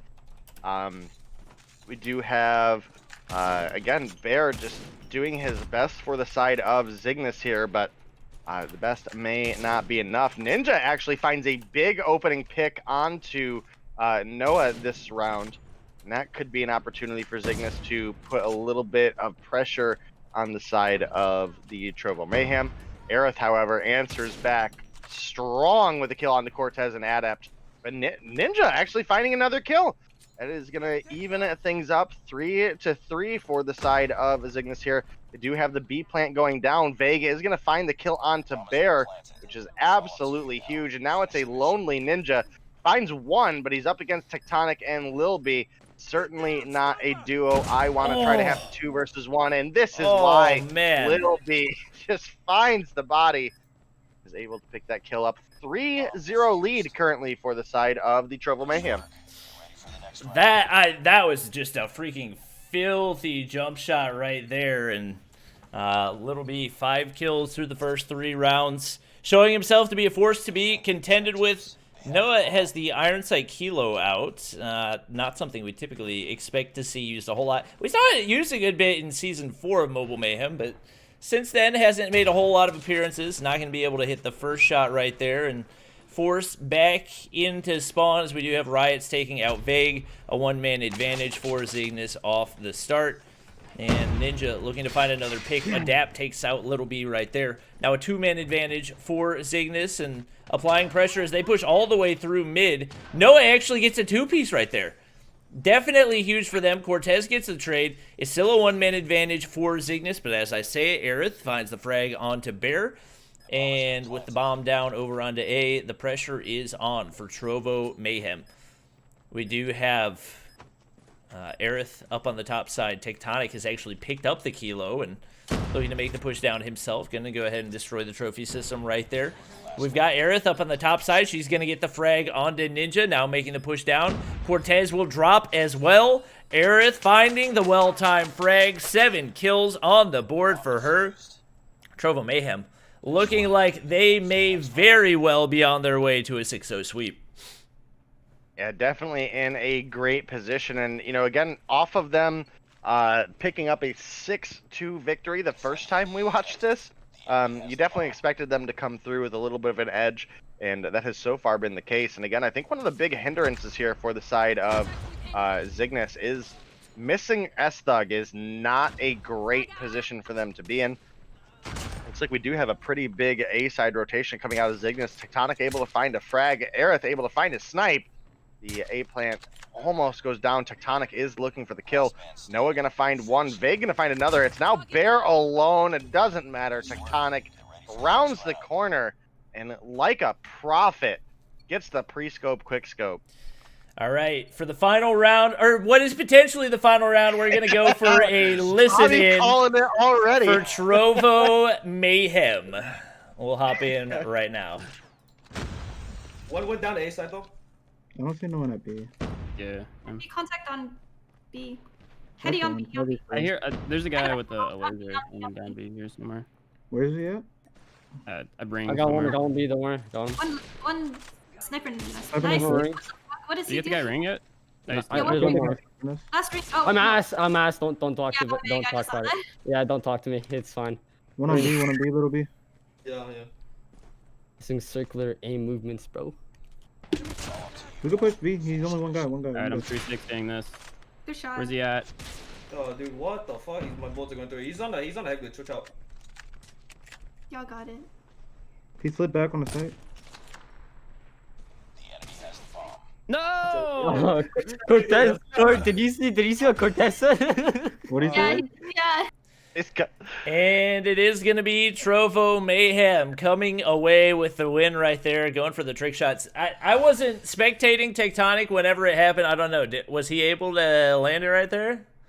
I'm not sure. I was busy laughing at the family-friendly comms.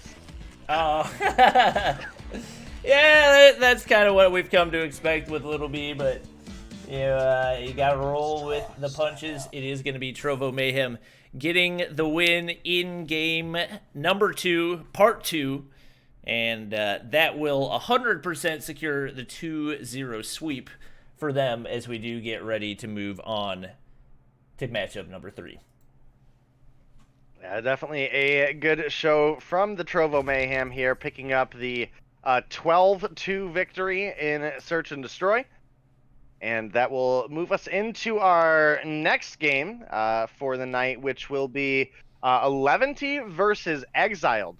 So a matchup that, you know, again, we had originally given a lot of praise to how well 11T performed, but last week they came through without Yuji and without Wiru. And they absolutely struggled. So hopefully we'll have them. Hopefully we'll have them back for our games here today up against Exiled. We talked about them a little bit earlier as well.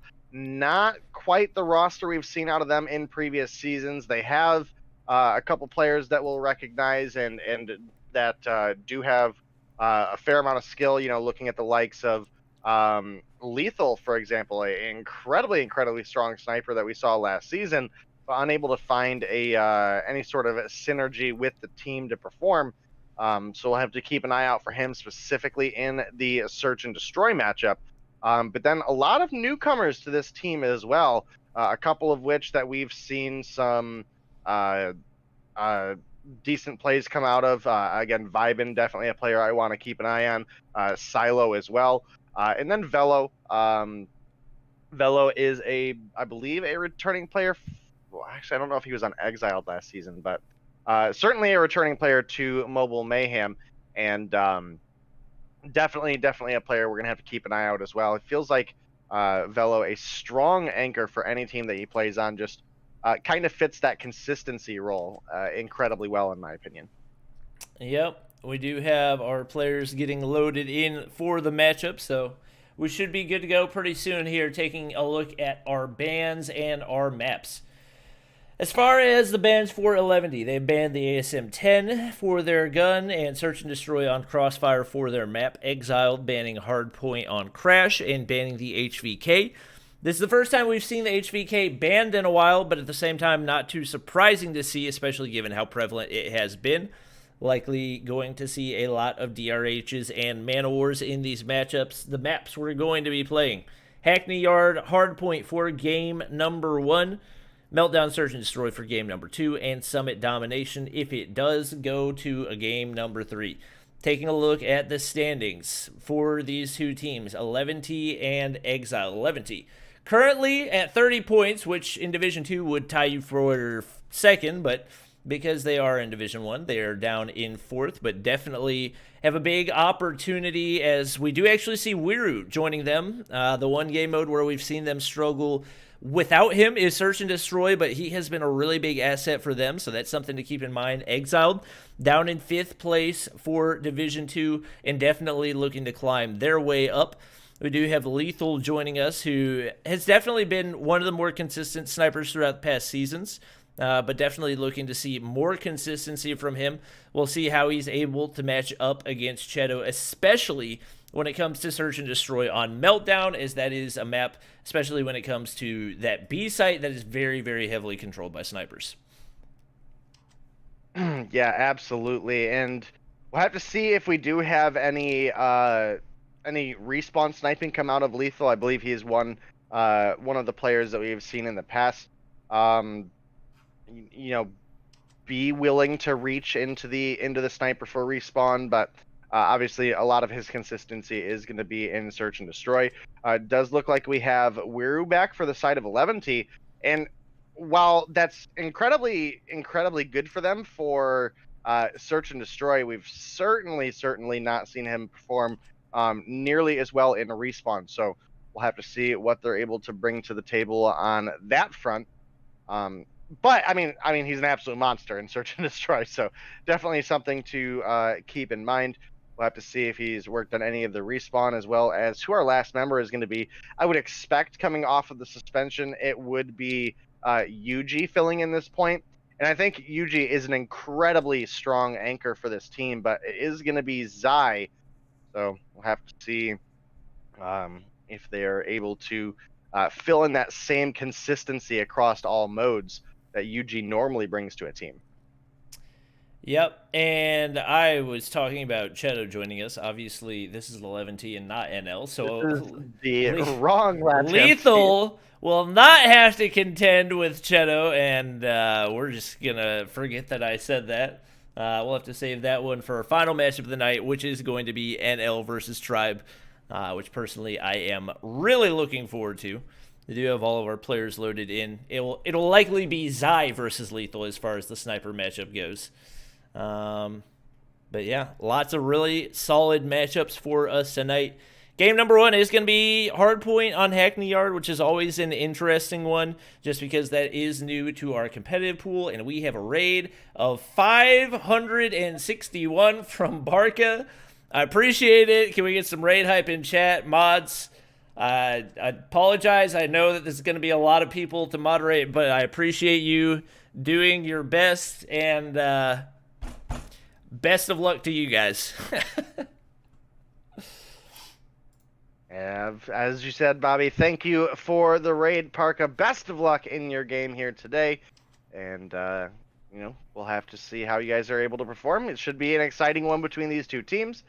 11T, obviously, a team that we've seen I mean, honestly play like they can't be contested, but as well also struggled in some other areas as well. Looking at the lineup for Exiled here, again, I feel like this team has several players that really have a lot to show, and just again, consistency is the issue for this team as well. So a lot of area for anyone to come out on top here.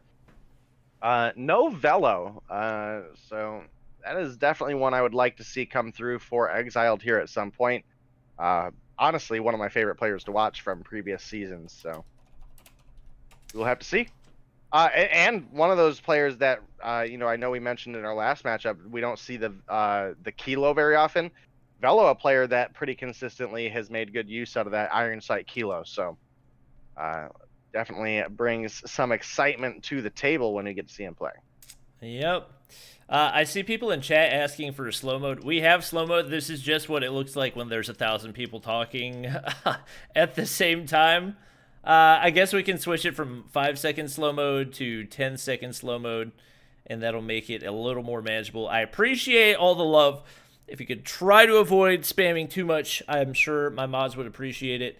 And I'm probably going to need to mod a couple more people soon. Trovo mods, if you have anybody you would recommend me modding, I would appreciate that. But it does look like we have pretty much everybody loaded in, and we should be good to go in just a second. Just waiting on one player for Exiled. And not even Zim is strong enough to stop the spam wall.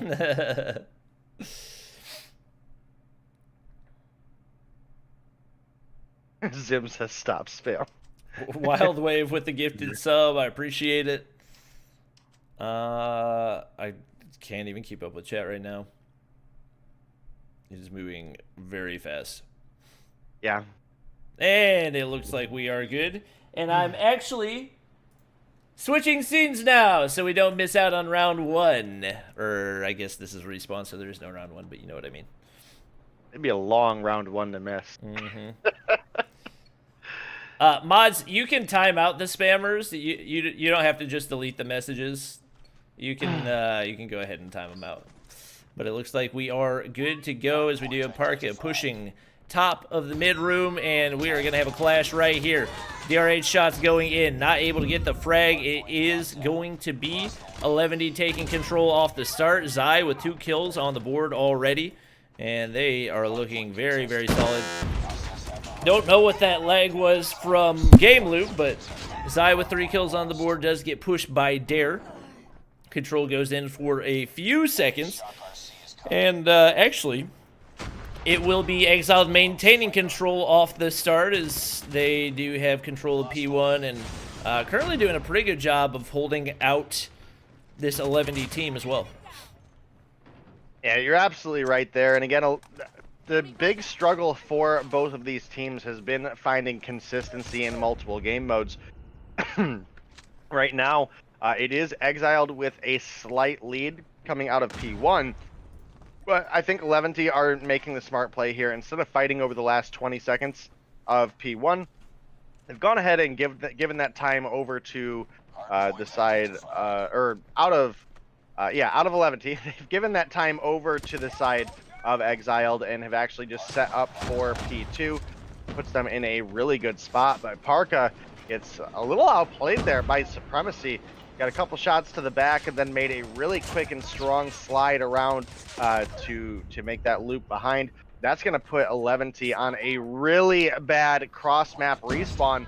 And what was looking like a good positional setup for the side of 11T has very quickly looked like it's gone to a Exiled lead.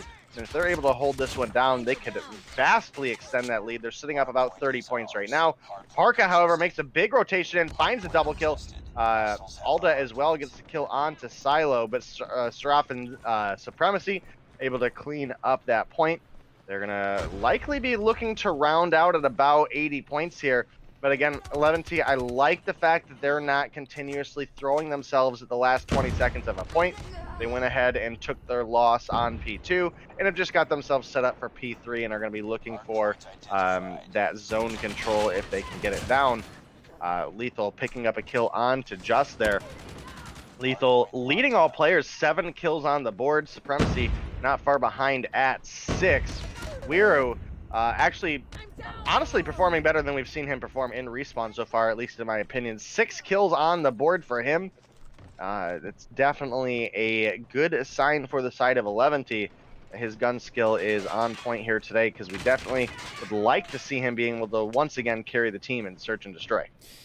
Yeah, we do have 11 set up pretty well. Weir's going to hop top side, finds another frag, and their hold right now, it seems like it's going to be pretty much untouchable. Only 20 seconds remaining for this Exile team as they look to push in, and right now they're just not getting anywhere close. It's not even like they're getting close and then just barely getting taken out at the end, but they're getting taken out hundreds of meters away from the hardpoint and just getting beamed from every angle. Supremacy finally able to end the streak from Wiru, who we talked about had struggled a good bit in respawns previously, but 9 kills on the board for him, for Zai, for Parka. Even with just struggling the way that he has been with only 1 kill on the board, not hurting 11T too much right now. Is we do have Exile able to take control of P3, or make it P4, and we do now have 11T making their rotation on in. Alda gets the triple kill right there, and just like that, 11T is back in control. Yeah, 11T definitely big work out of them, turning things around from those first couple hard points that looked like it was all exiled. So they've answered back very quickly and very strong as they are taking the lead. And once again, just finding kill after kill. Parka with a massive quad for the team, really going to help them out with the momentum there. And they will very likely clean out the rest of this hard point with no more contest from the side of Exiled. And hopefully Exiled can take a little bit of that message that we saw coming out of 11D. Just forego those points, try to get set up for next, but it's Aldi and a couple members of 11T there ready for next as well, and they might be looking to have control of P5 here as well. Yep, just with the War Machine making that one-man push on into the hard point. He now, after a really slow start, only had 1 kill on the board last time that we took a look, now up to 8. Not only that, he's got full streaks right now. He has got a Pred Missile, which he just used. He's got a Sentry Gun. He's got a Goliath. And right now, things are not looking great for this Exile team, as once again, the perfect setup for 11D, preventing them from making those rotations. Dare is able to find a big frag, but only 7 kills for him. Only 3 for Seraph, and things have not been going well for them in the second half of this game. The gun skill, the movement from Wiru, just too clean. 13 kills for him, 13 for Parka, 12 for Zai, 12 for Alda, and right now 11T looking really strong in this game of Hardpoint. Yeah, and again, this is one of the areas that we have seen them struggle with a bit in the past, is the respawn. So the fact that they're coming alive here so strong is really looking good for them, because, I mean, again, we're at a point right now where Wiru has 16 kills on the board, 17 kills on the board. This is like kind of the kill area we've seen him drop in Search and Destroy over and over again at this point. So definitely gotta expect big things coming out of this team for our Search and Destroy matchup that's ahead of us. And they are looking to close this out with a demanding lead, 202 to 91 right now, about a 115-point lead, I believe. Yeah, 115-point lead for 11E. They are just filling up the feed left and right now, Bobby. Yep, everything, I mean, basically ever since P2 has pretty much gone all the way of 11D. There's been a couple opportunities where Exile has had control, but seems like 11D has come in with the perfectly timed breaks every single time. Wiru's going to get the frag onto the Tempest user. He moves up to 20 kills on the board. And it looks like if they're able to make the rotations correctly, they should have a shot at winning this on the rotation back to P2. Parka's got a Goliath in hand. Wiru's got a Shock RC. Alda, no score streaks to work with, just has a Sentry Gun and a Goliath to work with. And with both of those in hand, you got to think there's a pretty good chance if 11D doesn't make this break happen right here, which they only need 10 seconds for, very good chance that it happens, if not absolute certainty, over on P3. Yeah, absolutely. And this is kind of that danger zone that we talk about quite often, is when your opponent is just kind of within the 20-point mark of picking up a victory. You can't afford to give any points over at the beginning or the end of a hard point. So it makes really difficult rotation when you can't have a full team together. Normally, throughout a lot of the map, you can leave one player to defend the last 10, 15 seconds of a hard point. Because the hope and the goal is by that point, your team has made the rotation over. If they do die and give up those last 10 points, they're very likely to respawn on the next hard point with your team and get ready to set up and pick up an extra 50 points on a hard point as opposed to the remaining 10 that they had. And especially looking at the KDs, Parka going 16-6 with 3 minutes on the hill. The OBJ player slaying out as well. Wiru 24-10. We talked about him struggling in the respawns a little bit, but definitely no issue in that first game, as we do see 11T bouncing back from a slow start and getting the easy win. 250-113. Just nobody really able to get things going their way over on Exiled. Lethal, the only player anywhere close to going positive. Keep in mind, he is one of their key players when it comes to Search and Destroy. So they've got a shot, but you got to think, with Wiru playing the way that he was in Respawn and the fact that Search and Destroy has typically been his best game mode, Exiled has got to muster something really, really crazy to give them a shot at pushing this to a Game 3. Yeah, I mean, we do kind of have to give the edge, though, in the fact that, again, Search and Destroy, if you're able to pull your A game out, you can be the underdog and absolutely take an advantage there. We saw it earlier with the matchup with Nova Imperium. You know, Nova Imperium, historically, we would have expected to mop the floor with Fierce and Search and Destroy, and that was not the case. I believe Fierce ended up winning that matchup 6-2. So, I mean, definitely not what I expected, but a big showing out of them. And we absolutely could see the same thing in this matchup as well. So there's a lot of game ahead of us, and we still have several good matchups ahead of us as well. Looking down at the last matchup we have for the night as well after this one, which will be Tribe versus NL, which possibly, you know, we could obviously consider that to be one of the highly contested matchups of the season. We've seen Tribe be pretty consistent, as well as NL. While they struggled a little bit in the open season last season, they've picked up a couple players here for this season that have just done absolutely phenomenal. And again, I don't understand where they continue to find players that just fit into the team so well, but they are very good at picking talent. Yeah, that could very well end up being a finals matchup, because we currently see Tribe at the top of Division 2, NL at the top of, or actually, not currently at the top of Division 1, but if they're able to get the win against Tribe, that would put them at the top of Division 1. Trovo Mayhem with their 2-0 victory, moving up to the top of that division, but NL only 5 points behind. And lots on the line, not necessarily in regards to standings for both of those teams, but absolutely in regard to reputation, as both of those teams would like to consider themselves to be one of the best, if not the best, in the entirety of the North American competitive scene. So, waiting Absolutely. for Seraph to ready up once again, and we should be good to go pretty soon here. Yeah, definitely a exciting matchup here ahead of us. I mean, that looked really strong at the beginning for Exiled. I mean, they pretty uncontestedly handled P1 and P2. And right after P2, I mean, everything just fell apart for them. I mean, 11T came through strong all the way through on every single follow-up hardpoint. I mean, I think at the end of P2, we were at about...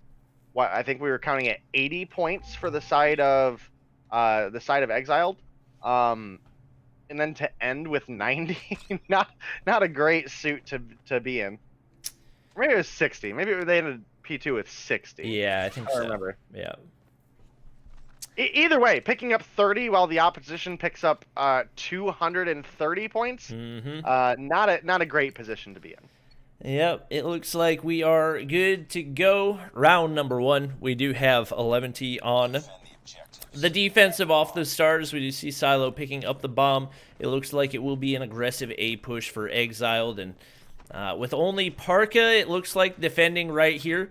It looks like they should be able to get at least into the point and actually immediately backing off. I don't really love this move by Exiled. They had a really easy approach, and that's going to allow 11D to set up really, really well to defend right here. We do see all the top of generators going to take a couple of shots, but also going to be able to give some information to his teammate. And with that, Silo going to be able to push up, get the bomb down over onto the B side, and Just is actually going to get taken out off the start. So it is going to be Exiled with a man advantage, and just as I say that, Weru takes out Seraph, 11D Ada.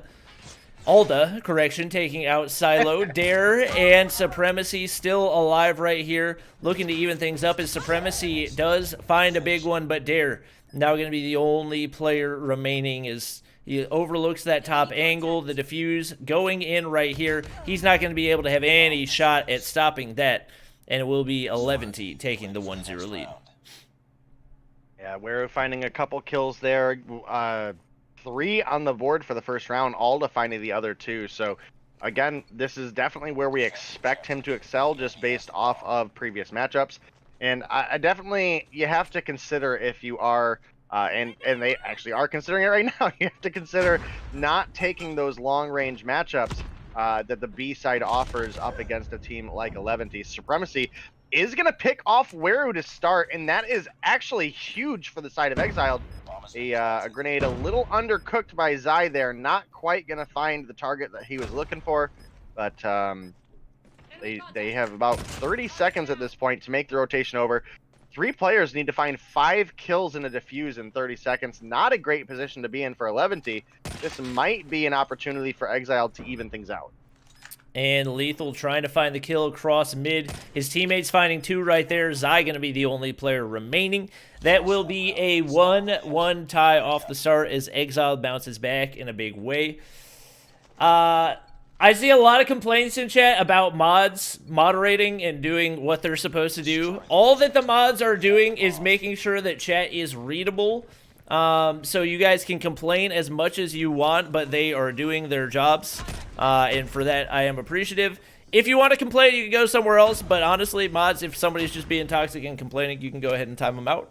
Because positive vibes only in the chat. But we do have a very passive approach from Exiled off the start right here. We do see Silo finding a big pick onto Zai that should open things up for them. Seraph is going to drop to Alda and Supremacy with the bomb in hand, now making the rotation on over to the B site once again. We do have Weru overlooking the area, and he is an absolute monster. 4 kills on the board for him through the first 3 rounds, and he's looking to find another as he does catch Silo rotating through that mid area. Now a 3v2 for 11D as Lethal makes the rotation back toward the sniper's nest, and just barely mistimed it is now 2 players. Oh, he nearly he hits the follow-up, but he hits the shot onto Weru. What a 2-piece by Lethal. So many shots going in. He's got the bomb in his hand, and it looks like probably going to go for the plant right here. He's waiting for somebody to make that push through the mid angle, but the bomb is going to go down onto B. And the pressure will be on for just 44 seconds for him to work with. Lethal's going to need to find this pick. He has the right angle. Here's Just rounding the corner, slides. Not going to be able to hit the initial shot. Falls back. Not going to be able to hit it there either. Just clutches up, shoots the body a little bit as well. And it will be 11D taking the 2-1 lead. Tell you what, Bobby, it wouldn't be Mobile Mayhem without a little friendly body shooting. So. True. Yep, definitely got to take everything with a little bit of a grain of salt. A lot of these players love just having fun with each other. Sure, nobody's getting actually mad about it. Don't you guys worry, but a big round for Just there, clutching up when the team needed him most. He was sitting down to the donut for the first 2 rounds, found the 2 clutch kills that the team needed for him to pick up that win. They have a lead right now, and Zai gonna pick up a big kill onto Seraph. He does lose his life to Supremacy though. Now a 4 versus 4. No bomb plant yet, but with the control over A that the side of Exiled have, you'd absolutely expect them to start looking for that plant here pretty soon. Dare picks up a kill onto Just, but Alda is able to find the answer back. Now a 3-3 once again, and still a lot of signs of life from Exiled here. They have bomb down. That's 3 kills that 11 need to find, as well as a defuse. They've only got about 25 seconds on the clock. Parka, with a great rotation, is going to save his teammate as he rounds the corner and finds Silo. Lethal is the last alive. Can he get the defense? He cannot. Alda going to pick that one up. It's a 3-1 lead here for the side of 11. Yep, and that's going to be... I mean, Lethal found himself way too far from the bomb site right there, and at that point, it just didn't really stand much of a shot. Obviously, teammates getting eliminated in the process, but if you are Exiled, you got to have a stronger defense than that. It is 11 taking the 3-1 lead right here, and Weru and Alda combining for 10 kills so far. Very strong start for them. Supremacy with the bomb in hand once again. We do see the more aggressive B push this time from Exiled, following the more passive approach that we had seen from them. Supremacy in a sticky spot, but he's going to be able to take out Parka and slide back to get the regen. That's going to be big for them. Alda takes out Lethal. The push coming in, Weru taking out Dare. No surprise right there. Seraph's going to drop as well, and it's 11 with a man advantage once again. Weru beaming across map onto Silo. Not able to hit quite enough to get the frag. Supremacy just barely staying alive. He's not got a whole lot of HP, and Silo now all by himself. Zai pulls out the sniper. He's going to get stopped in his tracks, and it will be 11 taking the 4-1 lead. Yeah, 11 looking really, really strong here. Weru 8 kills on the board. Alda coming through with a big performance as well. 6 for him. The rest of the team down at 2, but I feel like a lot of that is because the kills are just getting soaked up pretty heavily right now. Lethal and Supremacy on the side of Exiled, 5 kills apiece. We definitely expected Lethal to come through with a strong performance here and doing the best he can. It's going to be a quick B plant coming out of, I believe, Weru able to get that plant. We'll have to see them getting set up. They have a player advantage right now. Dare gets hit markered, but will survive. 30 seconds on the board, a man advantage on the side of 11, and just not able to find really anything going on for the side of Exiled right now. You definitely expect this to be 11 taking a 5-1 lead in this round. With only 15 seconds left, it's supremely unlikely that we find 3 kills and a defuse, but absolutely possible if Seraph is able to find it. Yeah, Seraph's got an RPG in hand right there, and typically that's not going to be the most advantageous for trying to clutch up a 2v1. We will have 11 taking the round, and once again looking pretty dominant as we do move to match point right here. Ever since really P2 of the first game, it has been all 11, and no surprise, Weru way up at the top. 10 kills on the board. He's been dominant in the respawn, dominant in the search and destroy with the way he's playing right now. Probably going to put himself as a contender for MVP of the season. He finds another one right there onto Dare. A man down for both teams, as we do have Just and Zai actually dropping as well. And that'll actually give Exile their first advantage with Weru down. Things could be opening up for Exile to stay alive a little bit longer. Lethal's not going to be able to get the kill, though. It's a 2v2, and a lot needing to happen right here as Silo actually jumps over Parka's head. That was unfortunate. Parka is actually going to clutch things up right there at the end, and it will be 11 getting the win. 6-1 in Search and Destroy, and that will secure the sweep and the 20 points for them. Yeah, and what was actually looking like a big opening for the side of Exiled very, very quickly turned into 11's control. Getting the pick on Weru early, you had to be feeling pretty confident if you were Exiled or an Exiled fan there, but they were unable to stop the momentum that 11 had, and I believe that was, what, a 6-1? Yeah, 6-1 victory for the side of 11. And coming off of the the Hardpoint win as well. I mean, it started off looking really good for Exiled, and everything just fell apart from there, and they were not able to find any momentum. But I mean, Supremacy, honestly, for a newer player, performed pretty well there for the team. Nearly was able to clutch things up for everybody, and pulled a 7-6, so at least went positive over there on that side. We're 11-3 to close out Search and Destroy. So, I mean, again, phenomenal search performance out of him. Strong player. And as you mentioned, potentially if he keeps it up, could be a potential contestant for MVP of the split. Yeah, that was another crazy performance out of him. Excited to see more things from him in the future. Don't go anywhere. Coming up, we've got what I would say is probably the most competitive matchup, or at least one of them, that you will see in Mobile Mayhem this season. It is going to be NL Esports versus Tribe Gaming, the top of Division 1 versus the top of Division 2, two of the longest standing teams in the COD mobile competitive scene. Obviously, NL, previously Infinix. These teams go way back and definitely are going to be bringing it all to this matchup, as we do have that as our final game of the night. Taking a look at our bans and our maps. Tribe Gaming banning the DRH and Search and Destroy on Standoff. NL Esports banning the ASM-10 and Hardpoint on Summit. So, not too surprising to see bans on the ASM-10 and DRH. Those have been the two most commonly banned guns. Taking a look at our maps, we are going to have Scrapyard Hardpoint for game number 1. Always an interesting one as a new map for Mobile Mayhem in Season 5. Firing Range Search and Destroy for game number 2, and Raid Domination if we do end up going to a game 3, which I am absolutely hoping that we do.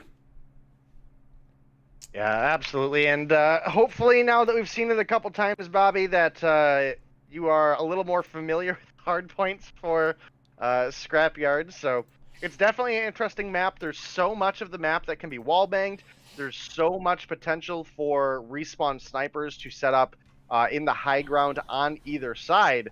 However, high side of the map definitely offers, at least in my opinion, a little bit more vantage point, just based off of kind of some of the shaping of the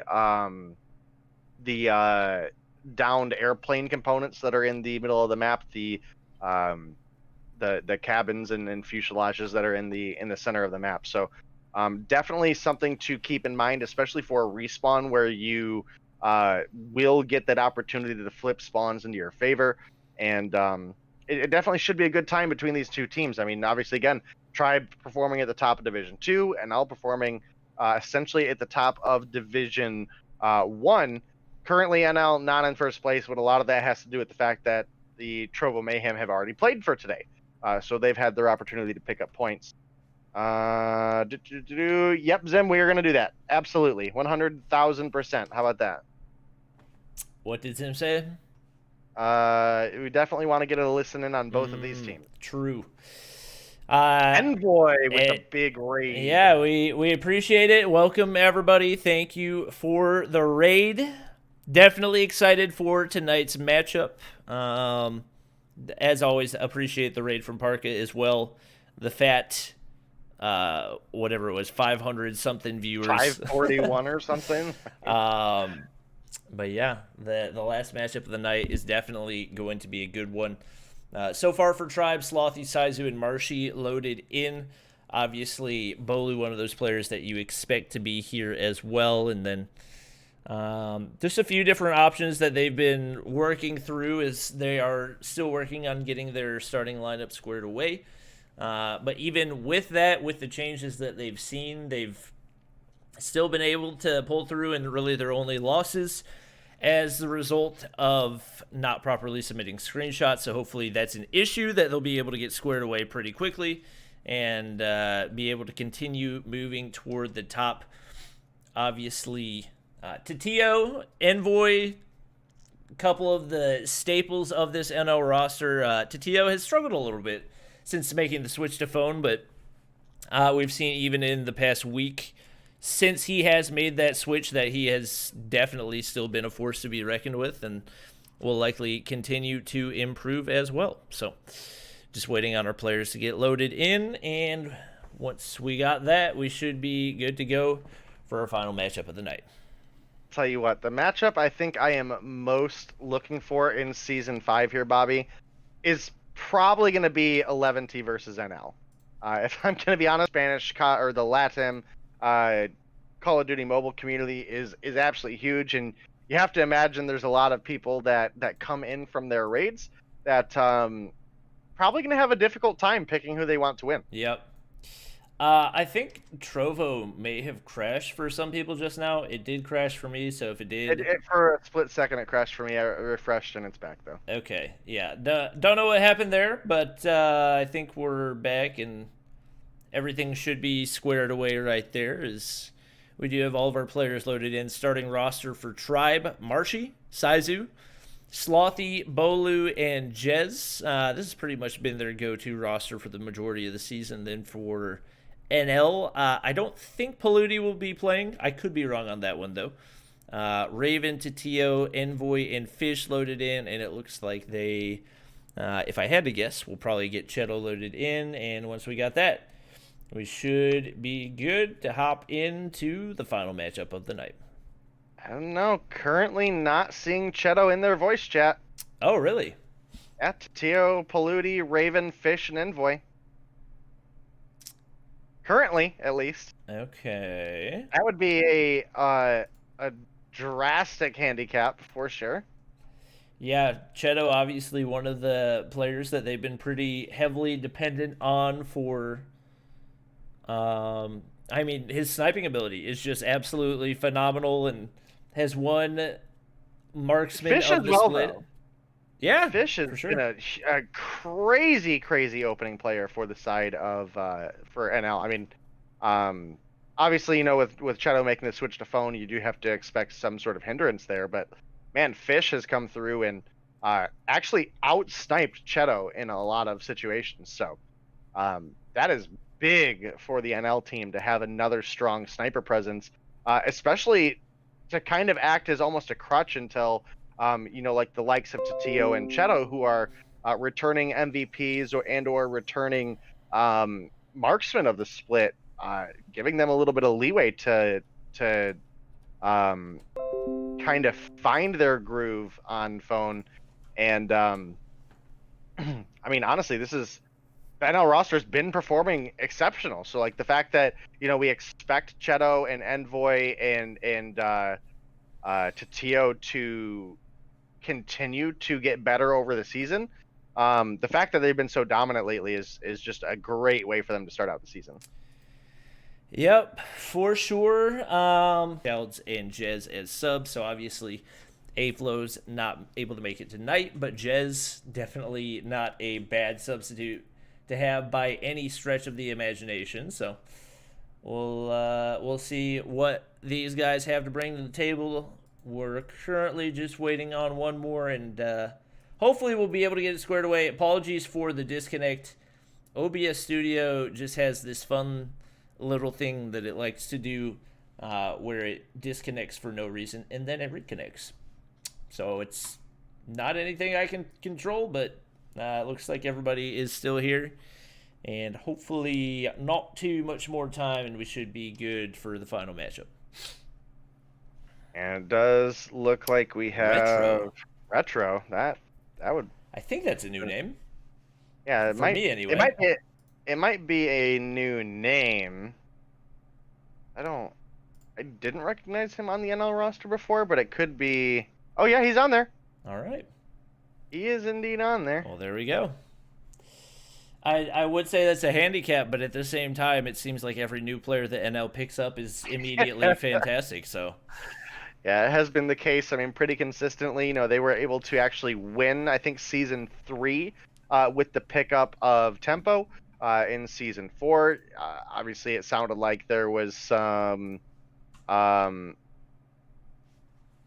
do I want to put it? There maybe some personality clashing when they had picked up Dante for Season 4, but when he played, I mean, he came through and opened the season just looking fantastic as a fit for the team. This season, we've obviously had the pickup of the likes of Fish and Raven, who have been phenomenal. Kimwax, who is not currently on the roster anymore, again, jumped on the team and appeared to have just a fitting play style between the two of them, or between the team.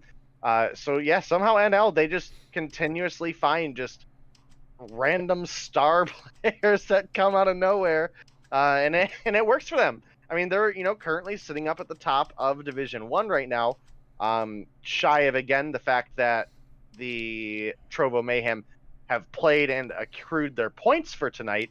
But between those two teams, I believe NL did pick up the 2-1 victory over Trovo Mayhem when they played. So that is definitely something to keep in mind as well. All right, looks like OBS decided it wanted to stop again, but we are back for the third time. And right now, Zim just trying to get Jez to ready up so that we can hop into the game. That's one way to do it, I guess. I think what he's banking on is whenever you kick somebody from a room and then re-invite them, it immediately readies them up. So I think he's banking on immediately starting as soon as Jez gets back in. Yeah, but we had Saizu and Marshy unready. In preparedness for the troll that is Zim. Chat, it's not an issue with my internet. It's just OBS Studio. My stream can attest it never happens to my regular stream. It's just OBS Studio does this random thing where it decides to disconnect for no reason, and then it reconnects a few minutes later. But you know what? It's okay. We're here. We're good to go, and we are hopping in to the final match of the night. Yeah, it looks like we've got everybody in and ready to go. Opening things up on this Hardpoint Scrapyard. Again, one of the newer maps here in Season 5 of Mobile Mayhem. But a lot of the players have really already made it pretty clear that they like this. I'm not sure what's happening, but Envoy did kill himself yeah, there. I saw that. I was confused by that as well. And it happened again, so I'm not sure what's going on. I think that maybe like a rotation strategy or something else. Definitely an unorthodox one, but he was able to make his way over to the other side of the map, finds a frag right there. Saizu waiting with the chopper in hand, like you said. This is the one map where we do see a lot of chopper usage just because of all the wall bangable materials, and Envoy's going to go ahead and pick it up, and he finds a frag right there. Bolu drops off the start, and we do see NL taking control of the hardpoint following the 28 seconds going in for Tribe Gaming, and looking like this is going to be a competitive one. Tatio and Raven struggling to get started right here, as they're both down at 0 kills, and at the same time, same thing happening for Tribe. Bolu and Saizu a little slow off the start, but we got a pretty even game on our hands, and it's definitely going to be a great one to watch. I do appreciate the gifted subs from Dub Conscious as well. Thank you, my guy. Yeah, definitely starting off in a really, really good matchup between these two teams. You currently have Marshy leading all players with 7 kills on the board. Slothy with 5. Tatio still dropping a donut. I mean, definitely not what you expect out of him. I mean, even making the transition to phone, he usually has been such a strong player. He does get the kill onto Jez there, so that will start things off. Maybe that's the momentum he needs to get things going here for our first matchup between these two teams. I mean, again, moving into this matchup, this would have been the one that we expected to go to Game 3. This is the one that we would have expected to be such a close matchup, so hopefully that will come to fruition. But right now, Marshy is just frying left and right. Bolu picks up a big kill onto Envoy there. Right now, NL, they have control, but moving on over to next, Tribe are set up, and they are looking to be ready to go. And Marshy pulls out, oh my gosh, Marshy with the rapid fire Sparrow right there. I don't know how that last one didn't hit right there. He sent out a lot of shots. Wasn't able to get quite as many kills as he would have liked to right there, but That does allow Tribe to maintain control for the time being. 3 players still on site. Fish trying to land a couple snipes right here. He does have 7 kills. Lands a beautiful shot onto Jez right there, but not going to be able to make his way into this hardpoint all by himself. He does get a big one right there. Shut down by Bolu, but the refrag comes in for Retro. Definitely not hurting too much in his first Mobile Mayhem appearance with 7 kills on the board right there. And the point will remain contested for the time being as Fish gets the assist, and NL will be able to close out the rest of the scrap time. Yeah, you're absolutely right. And, you know, again, this is the first time we've seen Retro, and he has been a strong fit for this team already. In fact, all 3 of the new pickups, Raven with 9, Retro with 7, Fish with 9. Fish actually, I believe, respawn sniping as well, so something that we don't see a lot, but when we do it, it's usually players that make it look easy. I mean, you know, the likes of Sneaky in the past, Swag in the past, so Fish doing a great job here. Marshy leading all with 13 kills on the board, Slothy with 11, not too far behind. Saizu definitely struggling to find any sort of groove here, and NL are coming up on a 60-point lead right now. So definitely you hope to see Saizu come a little bit more alive here and maybe help the team get some of these rotations down, maybe pick up a couple picks as well. He does find one onto Retro there, and in fact, Tribe fill up the feed for a couple seconds here. They do take control of Hardpoint for a second, but they get cleaned off pretty quickly, and I definitely hope Tribe just go ahead and start getting set up for our next Hardpoint, because fighting over the last couple scrap seconds I don't even think was a great idea for them in the first place there. And now it's NL making that rotation over as well. We do have, looks like Tatio and Envoy making a backside rotation, but Saizu gonna find the War Machine kill, finds a double. That is big for Tribe here, especially coming out of the player we were just talking about struggling to open up. Gets a big triple kill with the War Machine. That's gonna secure a lot of points for Tribe here now. Yeah, and Retro showing that he's having no issues, but Slothy for Tribe Gaming really breaking out right here. 18 kills on the board. Finds the double kill with the gravity spikes. Gonna slide the corner. Not able to capitalize initially on the Shock RC, but follows it up. Takes out another player right there, and he is in the zone. Takes out Tatio on the inside of the plane. It's finally gonna be Envoy stopping him in his tracks. But a Pred missile on deck. 21 kills on the board. He is doing everything he can to keep Tribe in this game. Bolu making some big plays, but Fish hitting his teammate. Bolu's actually going to slide the corner and get the kill. Retro's got a cluster strike and a Goliath to work with right now, as we've seen him really popping off in his first Mobile Mayhem appearance. Gets the frag onto Saizu across the map. Slides into the corner, not going to be able to take out Marshy. He has been on a streak and an absolute tear right now. He and Slothy combined 38 kills, and right now Tribe holding it down, but they will have to contest for likely a few choppers in the surrounding area. It's actually going to be NL spraying on through with their cluster strike, actually, as Retro, I didn't even know that would be able to make it in through the top slot right there, but it does, and that's going to allow NL to retake the lead. Yeah, NL, I mean, this has been a close game, and this is really what we expected between these two teams moving into our matchup. I mean, right from the beginning of the stream, this was, you know, for both of us, Bobby, this is the matchup to watch out for, and I am glad that it is coming down to what it has. You know, obviously, watching these even matchups is way more exciting than watching a one-side blowout, so really, really phenomenal plays from both of these teams. The Hardpoint's going to end at essentially a tie, 1-point lead for the side of NL, but Tribe are set up on the rotation over to the second hit of P2, and it is going to be a little bit difficult for them to break, but Envoy finds a big kill onto Jez through the corner of the window there. This offers a great opportunity for the side of NL to push in and get the respawn anchor. They're going to clean out the kills, and as you can see there, every member of Tribe respawning all the way across the map. Definitely going to make things difficult, but Tribe find a couple kills. It might be enough, but it doesn't look like they push in far enough to get the anchor, as we see Envoy and TTO respawning pretty much right on Hardpoint there. So great spot to be in if you are the side of NL. And right now we see Retro using what I would consider to be one of the more underrated guns, not only in the competitive scene, but in the game as a whole.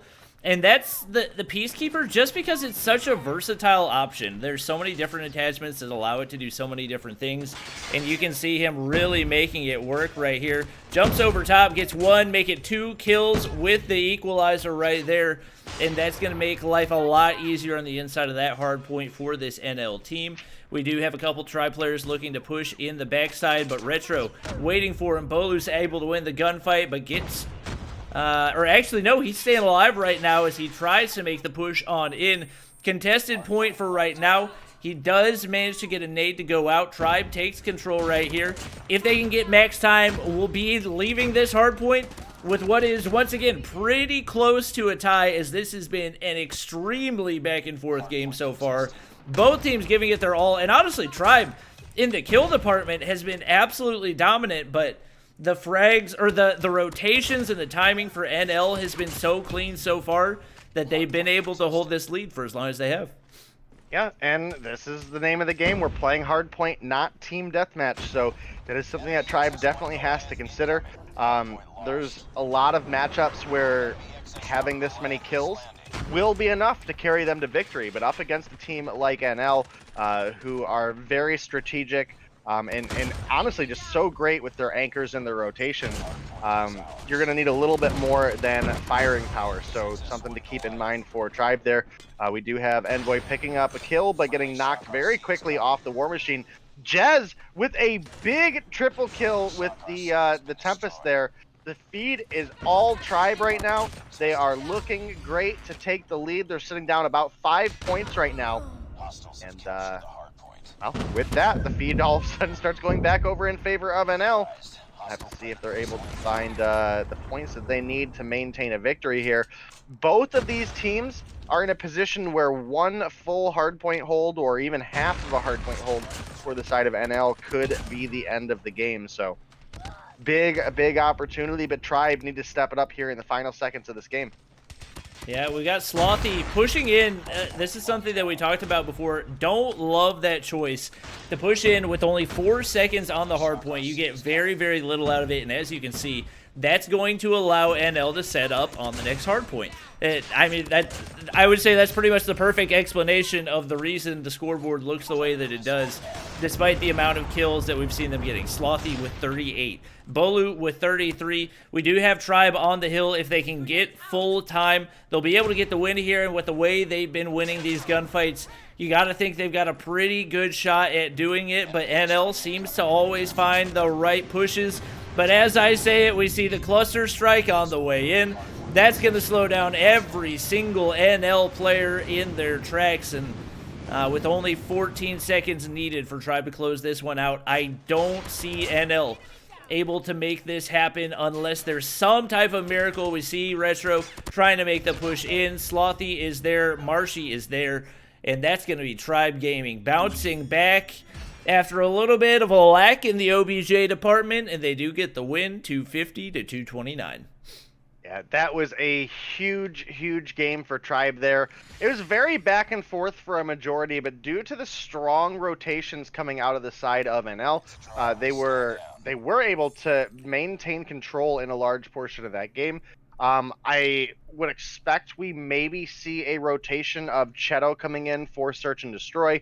Not entirely sure yet, but I mean, for Retro coming in for his first game of the season, honestly, great performance. So I mean, again, NL, they find winners, but you know, when we speak of winners here in this matchup, that's gonna be Tribe winning the first matchup.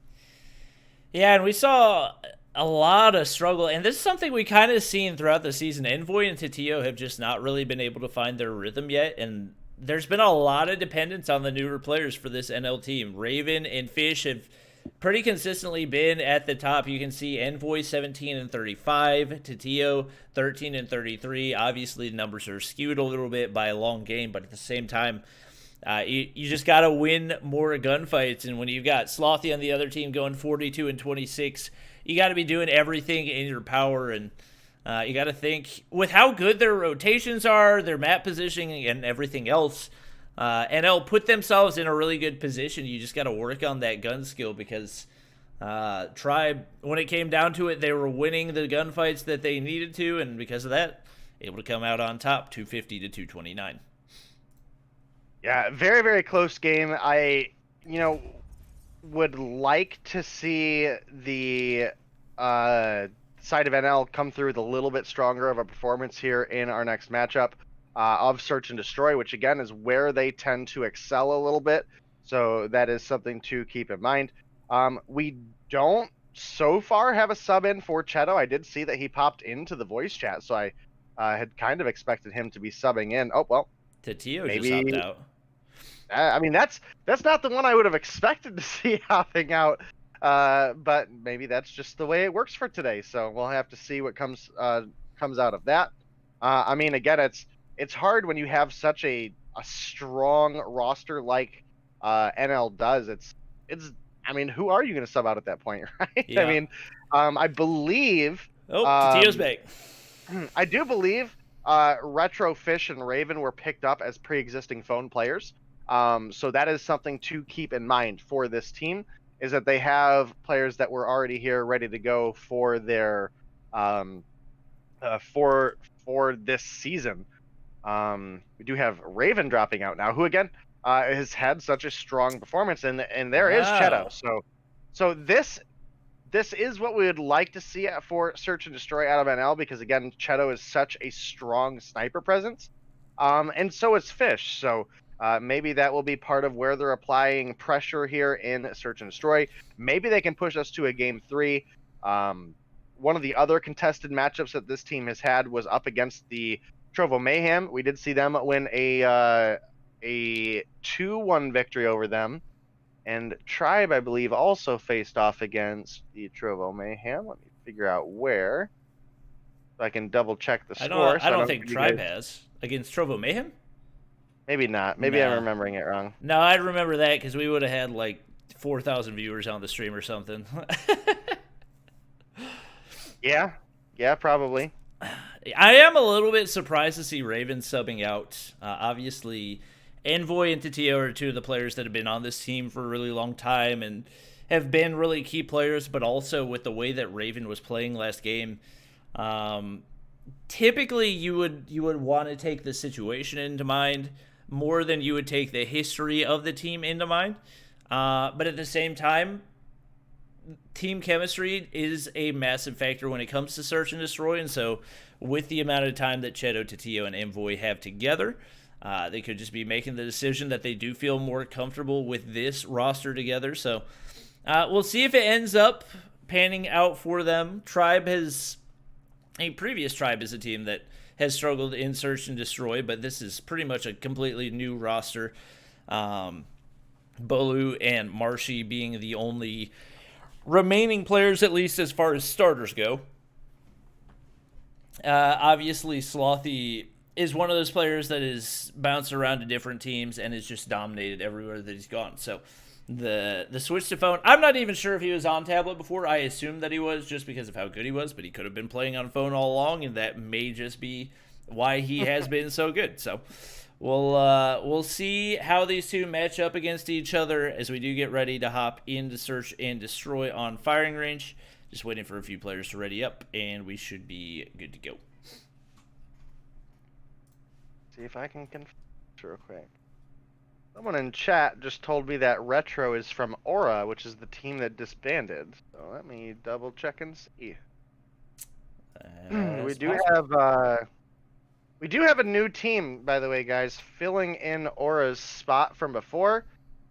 So expect to see that in the upcoming weeks. I don't know if we have the Aura roster on the document anymore. Yeah, probably not, if I had to guess. We have Infinite Aura from when it was qualifiers, but it looks like their spot on the main rosters got overwritten for the new team. which I don't know if we've announced yet, so I'm just going to keep quiet on that for now. Okay. Yep, just some adjustments coming in for NL, so we'll let them. Oh, and we actually see Tatio leaving. We had him leave before, so I don't know if that was to reset the game or what. We could potentially see Raven coming back. As like I said, Raven very, very consistent, not only last game, but has just been so throughout the season, and we do actually see him getting subbed in right there. So Tatio going to go ahead and sub out. This is kind of the roster that I expected to see for Search and Destroy, just based on how players have been playing today. Obviously, Shadow, his sniper presence is always one to be feared. And without...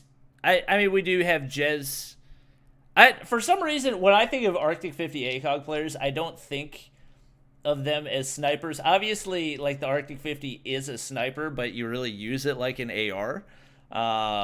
So, for that reason, I don't typically think of Arctic 50 players as snipers, but Jez absolutely going to be cross-mapping kids with that Arctic 50 like we've seen in some of the previous matchups. And it looks like we are good to go as we are hopping in to game number 2. Chat, I see your comments. You guys must not have been here on Tuesday. I'm wearing a hat because I am currently bald, so... I lost a bet, and it's cold. We're in Michigan. It's cold, and I wanted to wear a hat. And it looks like we're good to go. If you guys stay till the end of the stream, then maybe you'll get lucky and Day will take off his hat.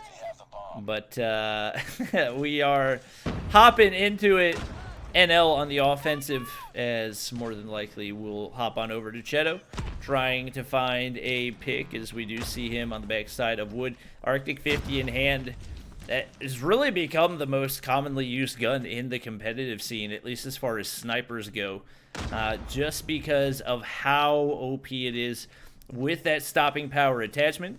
Cheto not going to find anybody on the inside of American. Is Tribe playing very, very passive off the start, not overextending at all. We do have one player making a rotation up on the flank. We got Marshy inside of the treehouse waiting for somebody, just trying to sound it out right now.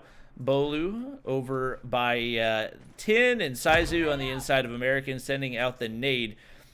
NL's going to need to make a push right here, which we see them doing. Envoy pushing on into trailer. He will be able to avoid the sight of Jez, at least right there. And now going to open things up to try to push on into the site. Not a whole lot of angles for Tribe to work with, and they're going to be forced back into spawn. Jez spotted by Envoy on that rotation on through. Bolu rotating on past Tin as well, and with the trophy system going down, the plant will go down for Envoy right here. Messes it up a little bit off the start, but actually the perfectly placed nade for Tribe is going to dodge the trophy system, does some damage to Envoy, not going to quite be able to get the kill, and he's now pushing up into trailer. Bolu on the outside. Couple players looking to push in for Tribe. Not a lot of time to work with, as we do have Fish finding a pick onto Slothy. Jez with the trade. Jez finds another one right there, much needed. Bolu with the perfect prediction on the slide peek, and that's going to be an easy defuse for Saizu, as we do have Tribe taking the 1-0 lead.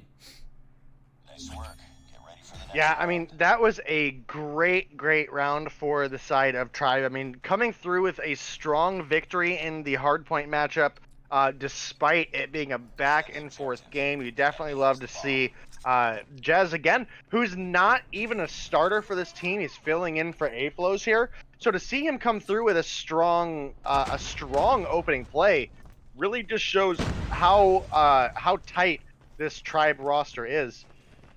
A-Flows obviously previously known as one of the best, if not the best, phone sniper for North America. But you know, just as I say that, a bunch of kills go over to NL. But honestly, Tribe are looking incredibly strong this season. We'll have to see if they're able to bring down NL for Search and Destroy here. Only Slothy and Marshy are left. And now it's a 1v1. Yeah, Marshy gets a big kill on to Fish, and it's going to be Cheto versus Marshy. The bomb is not down, but it is right next to that B bomb site, so Cheto Going to be looking to push in. I don't think that Marshy has dead silence. What a shot by Cheto. Marshy could not have slid peeked that any more perfectly, but the one-shot sniper just too much to deal with.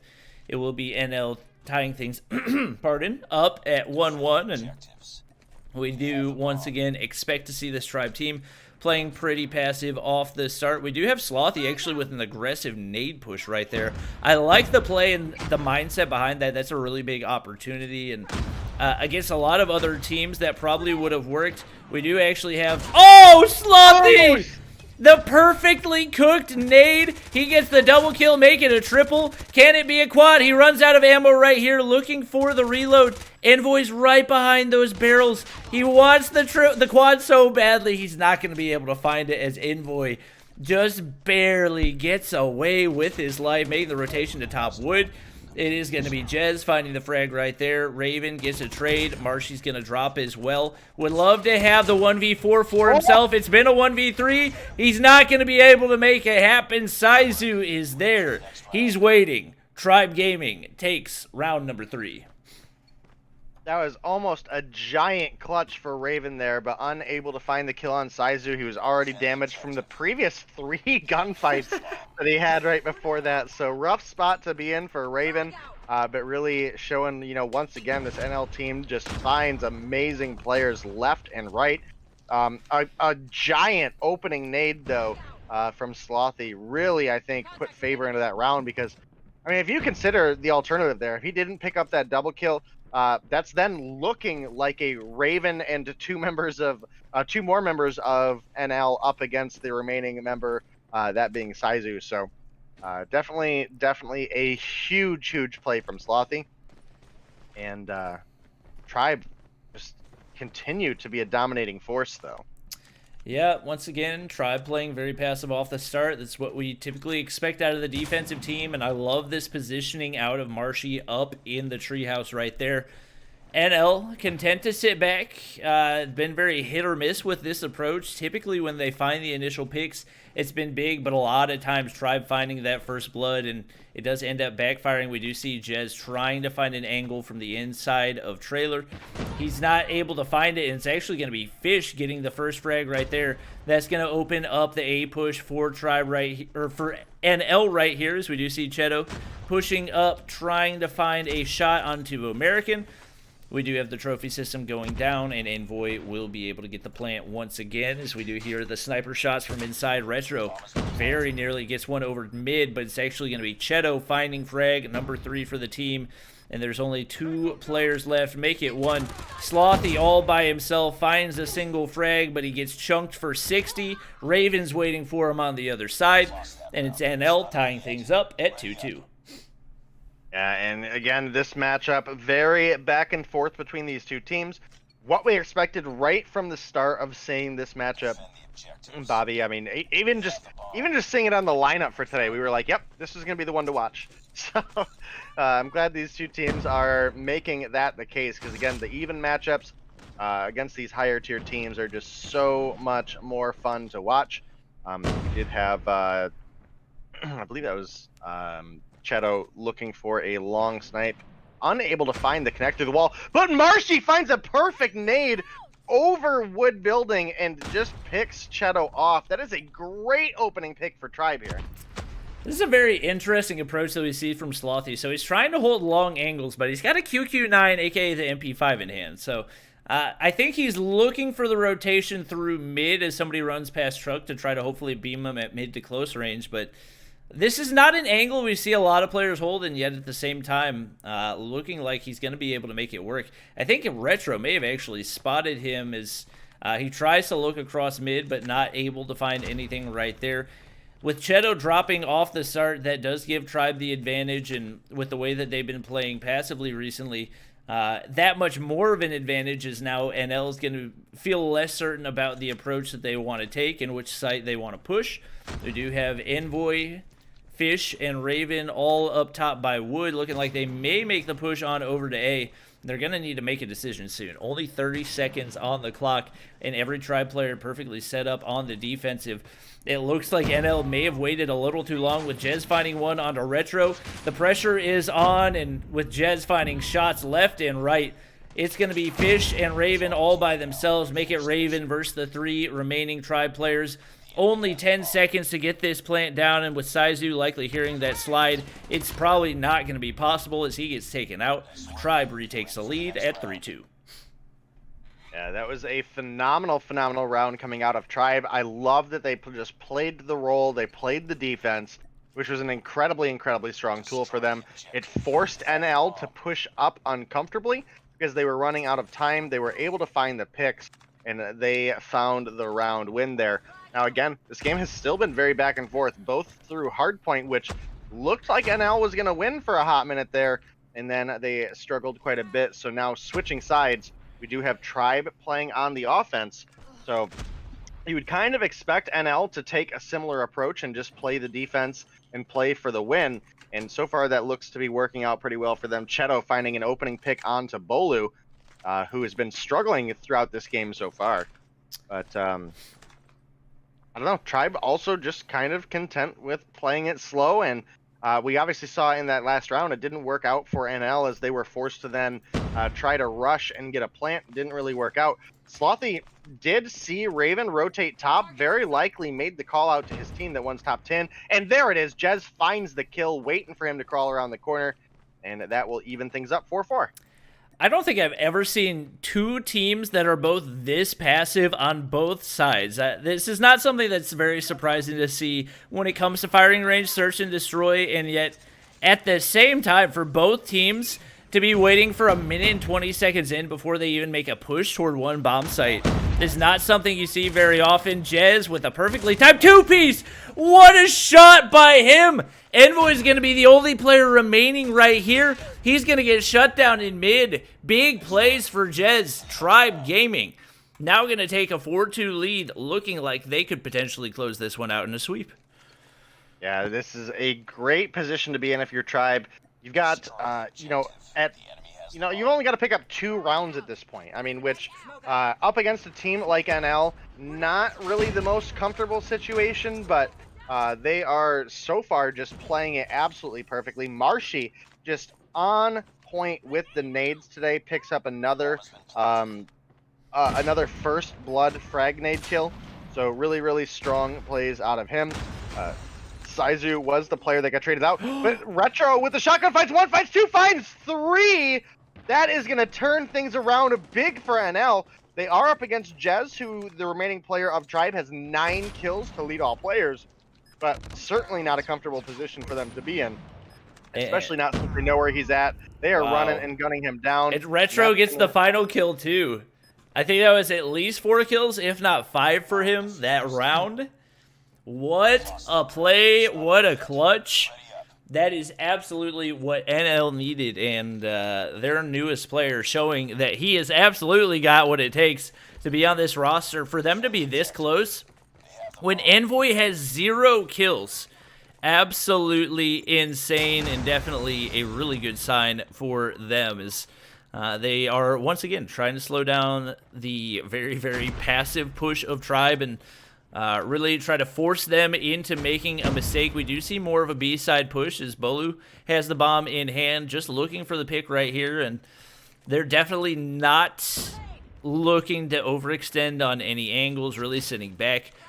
Their main game plan is to just hope that Jez can find a first blood, and he's been able to do that pretty consistently, but in the rounds where it doesn't happen, it puts a lot of pressure on them and puts them in a tough spot. Fish is going to peek inside trailer. Jez just barely misses it by maybe an inch, and that's going to keep things even. 5 players apiece trying to look through the slats over by that A-bomb site, but not going to spot anybody right there, so we do see them pushing through. Jez, once again, finds a frag. Fish, right before getting taken out, is going to drop Marshy, and Saizo already connected, so Tribe probably lacking in at least player positioning. Jez Somehow did not get spotted from the inside of trailer right there. Bolu finds a big frag onto Retro. Even though he hasn't had a great game so far, that is a well-timed pick, as well as finding one onto Envoy, who is still yet to find a kill. Jez very nearly flicks onto Cheto right there. The sniper battle ensues. Neither player able to hit something. It's finally Cheto getting the shot. He's got to find another 2 right here to make this happen. Will he be able to do it? Saizu on the inside of trailer. He can't hit the shot. Saizu gets the frag. It's Tribe Gaming winning the round, and that puts them at match point. Yeah, what a round that was. It started off looking good for NL, and then as you mentioned, Bolu, who's been a strong player season after season, had been struggling to really find any sort of groove, picked up a insane double kill for the team that really helped carry them through that round. At the end, even if Cheto had picked up that kill with that shot onto Saizu sliding the corner, with only 8 seconds on the clock at that time, and 1 player still remaining on the side of Tribe, I don't know if the defuse would have happened. So really, really excellent plays coming out of the side of Tribe, playing down the clock. Worked out really, really well for them there. Now puts them just 1 round away from a 2-0 victory over NL, who's really been dominating in the in this open season of the division. Once again, Envoy struggling a little bit here for the side of NL has definitely been a big struggle for them, especially coming out of what is normally one of their more consistent players. Again, not necessarily always at the top, but usually not at the bottom, usually functioning somewhere right along the middle of the team over and over again. So definitely hurting them for him to be down at 0 right now. We have the bomb plant coming out of Tribe. They are down a player, but they are now forcing the side of NL to play against the clock, and Jez is going to even things out, finding Cheto there. That might be the pick that they need to close this game out in a 6-3 win. Yeah, that one, I mean, that makes your push exponentially more difficult. Cheto, so good at finding those frags. Raven's going to drop right there. They're down a man, trying to make the push in. Retro with the shotgun in hand, looking to make it happen. He finds a 2-piece. Can he find the 3-piece? He doesn't miss. He doesn't hit either of those shots, but somehow he's still alive. He's got to push out. He misses onto Slothy again. Slothy hits the 2-piece to close it out right there. And it's going to be Tribe Gaming with the 2-0 sweep against the top point getter in all of Trovo Mayhem leading up to today, NL. And Tribe Gaming showing that once again, they absolutely deserve to be at the top. Yeah, Tribe with a huge performance here. NL, they put up a good fight both in Hardpoint as well as in Search and Destroy, but Tribe just were able to find a little bit more of the consistent kills. I do love seeing Retro picking up the shotgun, though, and making such good use of it. It's something that we've been kind of lacking a little bit in Mobile Mayhem. You know, the previous several seasons, we've always kind of had, you know, Main Mike and Saxy, who were prominent shotgun users. And with some nerfs, obviously, to shotguns, it's no surprise that they've fallen out of the meta a little bit. But I definitely think it spices things up for Retro to come through with such a strong performance here. But in the end, Tribe pick up the 2-0 victory, and that is going to be the end of it for tonight. Yep, definitely some great matchups, great night of gameplay, and we didn't go too late. 10 o'clock, I'd say that's pretty doable. I do appreciate everybody. 10 o'clock, and we had to replay a game. Exactly. You love to see it. We do appreciate everybody coming out. Appreciate all the raids, as always. Love Mobile Mayhem. Appreciate Day helping us out. Our admins as well. Looks like it's going to be a great season ahead of us and a lot of contenders for these top spots. We will be back with you guys on Tuesday. Same time, well, 3 hours earlier, but starting the same time, same place. Make sure to hit the follow button. Make sure to subscribe. I will be playing in the Trovo Content Creator Showdown tomorrow as well, so if you guys want to check that out, that will be at 4 p.m. Eastern Standard Time. But that is going to be it for the stream. Thank you guys for watching. Hope you guys enjoyed. Drop a like, subscribe, follow, whatever it is on whatever platform. And we will see you guys in the next one.